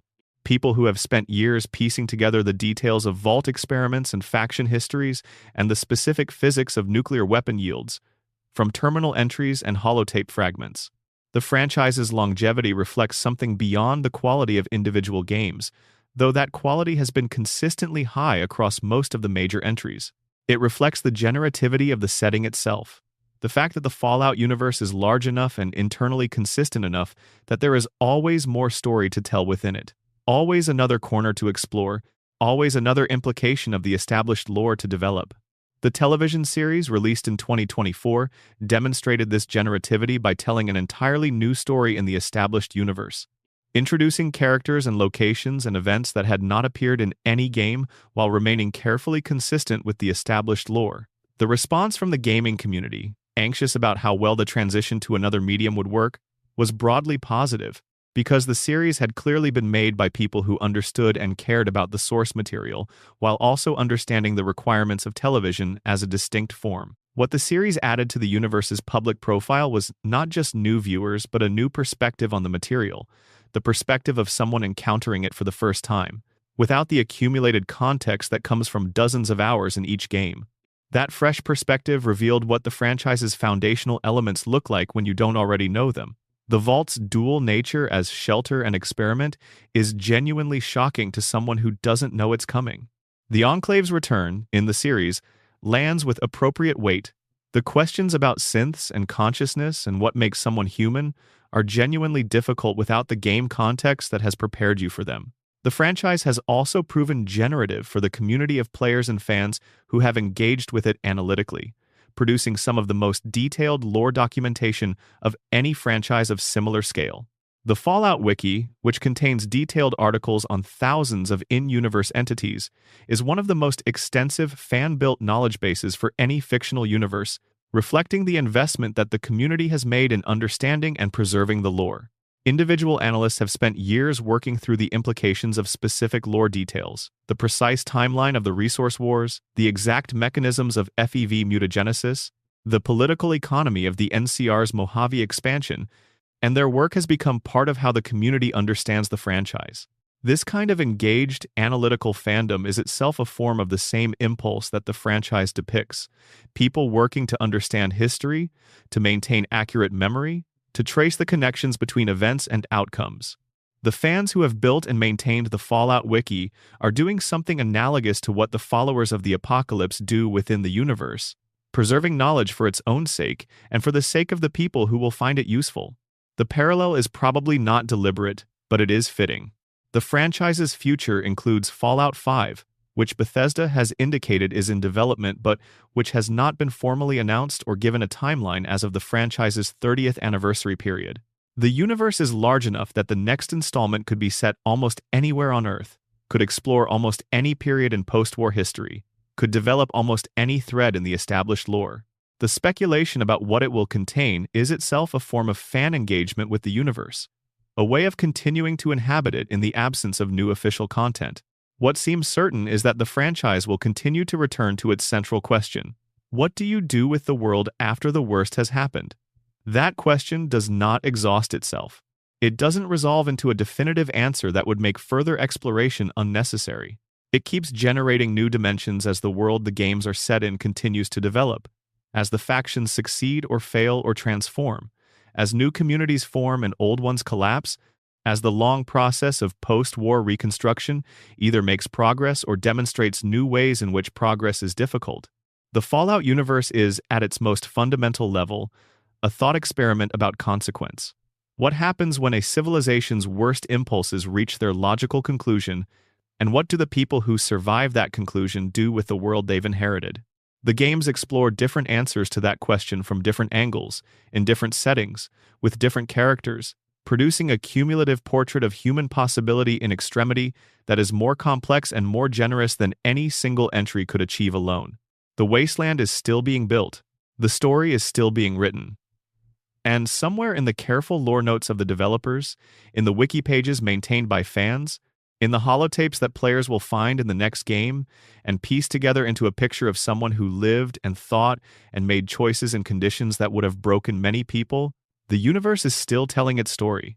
It is a good story. It deserves to be told slowly, carefully, with attention to the small things as well as the large, the individual lives as well as the civilizational forces. It deserves to be told in the hours when the world is quiet and the specific urgencies of the day have released their grip, and there is space for the kind of thinking that great fiction invites, the kind that uses someone else's story to illuminate something about your own. The bombs fell on October 23, 2077. What came after is the subject.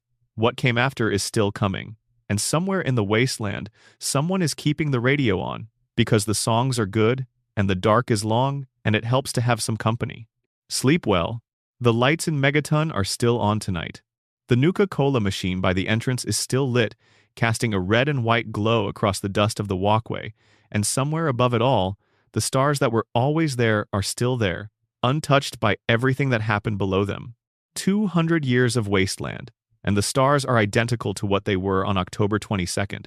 Some things don't end when the world does. That's worth remembering on the way to sleep.